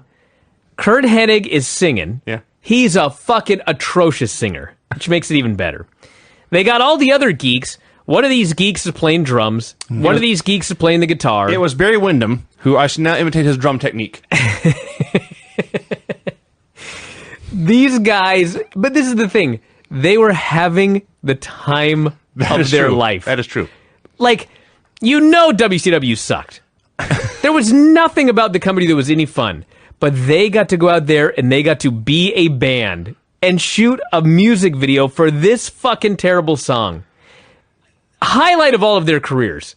They're out in this huge square or campus or something. This was in public. Yeah, there's fans there. There's a stage. There are fans. There are plural fans, a dozen or so. Sure. Sure, but This yeah. huge empty field. They drew a crowd. Technically, Sure. by the literal definition of the term, there was a group of people there. But I just loved it because they were all having so much fun doing this stupid gimmick. Well, on that note, Kurt Hennig especially, and I hate to say that this was like inspired by a tragedy, but since he has come back since the death of Rick Rude, he has given zero fucks and is just out there to amuse himself. So when this match begins and Bryan Adams and Barry Windham are in the ring doing high spots for like a minute straight, if you listen close, you can hear Kurt shout, "You're blowing me up!" Watching these guys. Now, I expected this to be high in the running for the worst matches of 1999, which, as we've discussed, is a banner year for terrible pro wrestling matches. It was better than that. It was not even the worst match on the show. What was worse than this? Just out of curiosity. The Eddie and Lodi match was worse. Oh, no. I mean, the problem with this match was there was zero heat. Correct. There were hot tags. Really? The B team and the West Texas Rednecks had a feud and no one cared? I can't believe that. Well, I figured, okay, people love the song. They're into the Rednecks. There's got to be like a modicum of heat when someone's in trouble or somebody gets a hot tag. They're tagging I'm considering the Rednecks the babyfaces. They're tagging the babyfaces. Nobody cares. This fucking 8-man that it broke down to at the end of the match was a disaster. It was not very good. God, it was terrible. My exact words were, "This is very weird and not very good, but watchable." I mean, it was which watchable. made it that I far didn't go blind. This was much better than like the NWO Battle Royal that had most of these same people. So That's true. Yeah. The NWO Battle Royal was significantly worse than this. Yes. I'll give you that. Yes. So eventually, Kendall and Duncombe hit Vincent with a double bulldog and pinned him. I was going to say, you know that a tag match isn't going well when the hot tag is delivered to Vincent. Yeah. God. Imagine. Of all the wrestlers in the world, let alone this match, I would much rather watch Stevie Ray do a hot tag. Cat versus Disco Inferno in a dance contest. Nick Patrick is the referee. Yeah. And he's calling it like a shoot. By the way, can I just say, Nick Patrick has grown the most amazing mullet back. I could hear Angel singing as his mullet flowed. I actually think that he's had that mullet for a while, but normally he has it in a ponytail. It's been possible. It's been cut, and now he's growing it back, and it's phenomenal. Well, my feeling is he ties it back when he actually has to do a match. So but because this was a presentation, he was a host. I see. He had to let it down. This is the top shelf conditioner he's using. Yes. It's not just the flow in the back; it's also the inflated top, making him look like the drummer for Boston. It's terrible. 1999, he's got that hairdo. Yeah. Even I got rid of my mullet by like 94. So Nick Patrick's in there. He's got more than a feeling. And the Nice one, Vince. thank you. So Cat goes first. As the winner of the contest will be determined by audience response. So Cat promptly insults the audience and threatens to kick their ass. Yeah, same deal about getting his gi out of his car. Yes. He puts on his red shoes. He does his James Brown dance, and that's that. You know what's funny about his James Brown dance is I watch it and I honestly can't tell if he's any good or if he is not. Because like there are things about it that look like Sure. he's really good. Sure. And then there's stuff that looks like a total parody. Like, I couldn't do what he does. Yes. But if I could, I would do it better. Yes. I guess that's a good way to put it. Disco is in the corner dying of laughter Yes. watching this fucking guy do his dance. You know the best part of this was? Allow me, if you don't mind. Absolutely. So, Disco's howling at this guy's stupid dance. Then they're like, now it's time for the Disco Inferno. And he goes over in the ring and they start to hit his music and he starts shaking his hips and he starts doing his hand deal.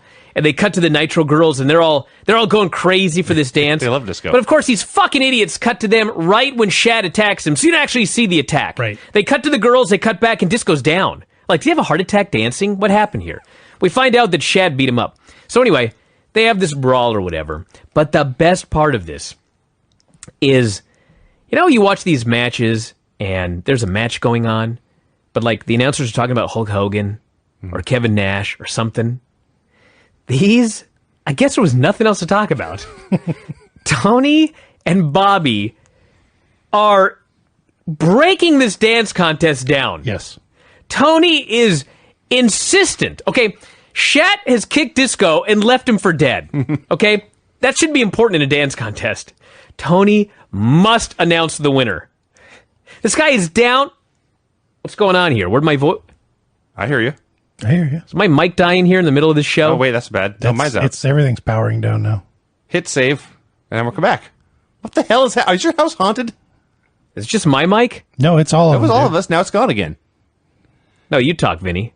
I'm talking. It's like it's surging. It is almost. coming and going. It's fine here. The hell is going on here? It's a brownout. That was bizarre.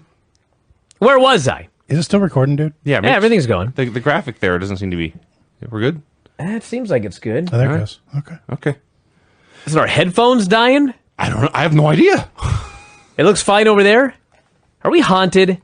Anyway, it killed my mojo. So Anyway, there's a dance contest Tony going is on. insistent to tell us who the winner is. He must let us know who has won this contest. And then him and Heenan, as Shat is kicking the shit out of Disco Inferno, they start debating what dancing is. Exactly. Tony says, well, you know, Disco only moves his hips. He didn't really dance. He just moved his hips. Shat was actually dancing. He was moving his feet. Sure. And Heenan goes, well, I dance. I only move my hips. They're actually breaking down the technique in this fucking dance The contest. definition of dance. They didn't give a shit about the angle. No. Probably because they didn't want to see the match. But man, oh man. That was the weird part. They actually had a dance contest that led to a match. Yeah, which was not clear to me for like a minute. I was No. like, how long is this brawl going? Oh, there's a ref in there. Oh, he's counting pins. This is a match now. So yes, Cat versus Disco Inferno in a wrestling match. Crowd was bored and chanting for Goldberg, who just vanished. It's been like 2 months now. There's no explanation. Sonny Ono tries to interfere. He hits Cat instead. It's not a DQ. I guess you can't get disqualified for kicking your own guy. And then Jerry Flynn arrives and kicks Cat for the disqualification. And Jerry Flynn challenges Cat to a kickboxing match in the Georgia Dome for next week. He also cursed. Well, yeah, as he's leaving, really the best part of this entire segment. Yeah.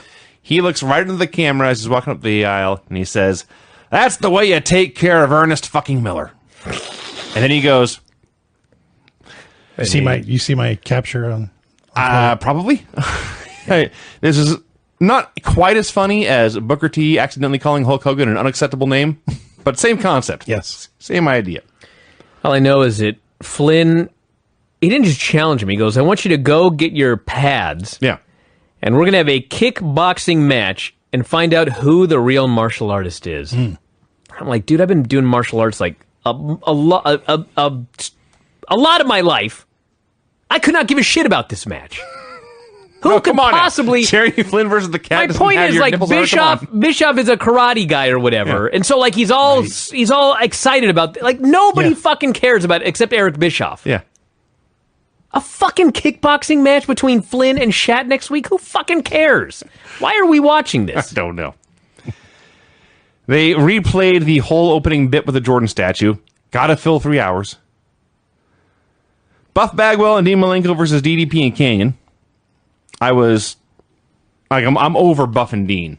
It's a weird team on Dude. paper that is even weirder in real life. It's Dean. Well, Like, this is so exposed, this guy. They're like yin and yang of each other. Dean is like... I mean, they fit together well. there are They're things two that... yings. There are things that Dean did very well. Never mind.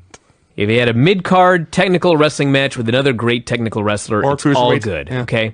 But, like, his gimmick is he has no face. Yes. So you're putting him in there as a babyface in peril? It's impossible to get into him as a Or babyface. a guy in the apron waiting for a hot tag. Yeah. Either way. It was just like, and he's, he wants to be a main eventer in storyline, but here he is in, I mean, this is a pretty high level. It's a world tag deal. team title match he's in. And he's just out there just going through the moves. I mean, I don't know. He's a robot. He's not a main eventer, I can tell you that much. I like, by the way, that Buff's big wacky top hat, if you look close, it still has the NWO logo on it. He just painted it over. Just like redoing a tattoo. Sure. It's only like, the company's only owned by a billionaire. They couldn't get him a new hat. So, that said, this match went way too long. 15 minutes or so. It did not need to go that long, but they did not lose the crowd over these 15 minutes. The crowd was into the finish. And, of course, the Jersey Triad did the gimmick where they were just switching places in the apron, so it was really a 3-on-2 match. And eventually they hit a combo diamond cutter on Dean for the win. But you know what? I'm going to chalk this up as a thumbs up. It's funny, too, because Bobby and Tony were arguing about how you can't have 3 men in a match. This has never been done before. The Freebirds? Except the Freebirds had 2 guys in the ring. Yes. These 3 of them tag back out. It's ridiculous. That's why I said they'd never done this before. They said they've never had a 3-man tag team. Is this really worth arguing? No, it really isn't. But my point is, like, the Freebirds, it wasn't a tag match, but they could all 3 tag in. They would just choose 2 guys for the tag match. Exactly. Yeah, so these guys, like, they could all tag in, right? Apparently. Yeah. Because they're buddies with Flair. So they're all handicap tag matches. yes. Yes. In So it is storyline, different. because they did Flair a favor and continue to do Flair favors. No, not one hand was raised in the meeting when this was. None of the other teams protest. Well, maybe guess they not. did, but Flair was like, too bad. Yeah. I'm in charge. Listen. My kid's getting the belt. Craig, on this particular program, there are bigger fish to fry. For example, That's fair. I hate rap. I'm sorry, I was going to the next match. The I Hate Rap music video debuted. We already talked about it, so I just scrolled right through. Just Google it on YouTube, everybody. It's so amazing. Bobby Duncombe could not even lip sync. No, that's why it was so great. So then, speaking of horrible things, Scott Putski versus Sid Vicious. If you say one negative thing about this match, I'm coming over that table. Dude, Sid is so amazing. He comes down the aisle, rambling incoherently, He lumbers down. He's the most awesome subhuman. There's nobody like him. And then he looks into the camera and he goes, this is off camera, so there's no mic. He just goes, bad night for Mr. Putski. I wouldn't want to be him. Sure shit right. Gets in the ring, and they just have the shittiest fucking match. It's so fucking terrible. Listen. But it's awesomely first of all, terrible. Putski comes out, and then Sid comes out, and for some reason, Sid has no music. Even they couldn't just play Savage's song or whatever. Yeah. So Sid comes out with his whole crew, but with no music. 2 minutes go by. Yeah. I actually to walk down the aisle. Nothing happens for 2 minutes. The bell rings. 2 more minutes go by. There's no contact. No one touched anybody for 4 minutes here of TV time. So I'm screaming at this. It's TV death. Oh, come on. The crowd is chanting for Goldberg loudly. I loved Sid so much on the show, I considered nominating him for the Hall of Awesome. We would have had our first actual debate. He's fucking great. You know what he is? He comes off as a crazy, dangerous, scary guy. You're not wrong about any of that. And I mean, how many guys nowadays, if you watch, I won't say like worldwide because there's plenty of them, but like in WWE, who comes across as a legit, crazy, scary guy? Brock Maso Lesnar. Ciampa. Lesnar? Yeah. Maybe Ciampa, yeah. But like Lesnar, I'm on the main roster. You got Lesnar, Joe. Okay. Maybe Lashley if they had him be the guy he was in TNA killing guys. But like Braun Strowman's a giant cartoon character. Yeah. Everybody else is just some weird guy playing a role. Sid, he had the look. I mean, he fucking sucked in the ring. But his promos are just hilarious. He comes across as a crazy guy with his promos. He looks like a crazy guy. He looks like a mutant of some sort. Like, when they're building up him and Nash, I'm actually interested. Why? I have no fucking idea. But you look at the guy, and it's like, oh man, him and Nash, that's money. Hey, one of the most important things about being a pro wrestler is how you look. Yeah. And Sid's look is a 10 out of 10. It is a 11. Yeah. Maybe a 12 on the granny scale. Now, everything else is a 0 or a 1. He's terrible in the ring. His promos, Hideous. His promos, they have a charm. Maybe they're a 3 or a 4, I guess. Yes. But I would go as far as say a 6 on the promos. regardless. I laugh every time. So Sid wins with a fucking horrible match with a chokeslam and a powerbomb, and then they drop the big elbow on Putski, and that's that. We had an entire segment. They go to commercial. They come back. The Nitro girls are bebopping around. Nash is walking around. David Flair's warming up. They go to commercial again.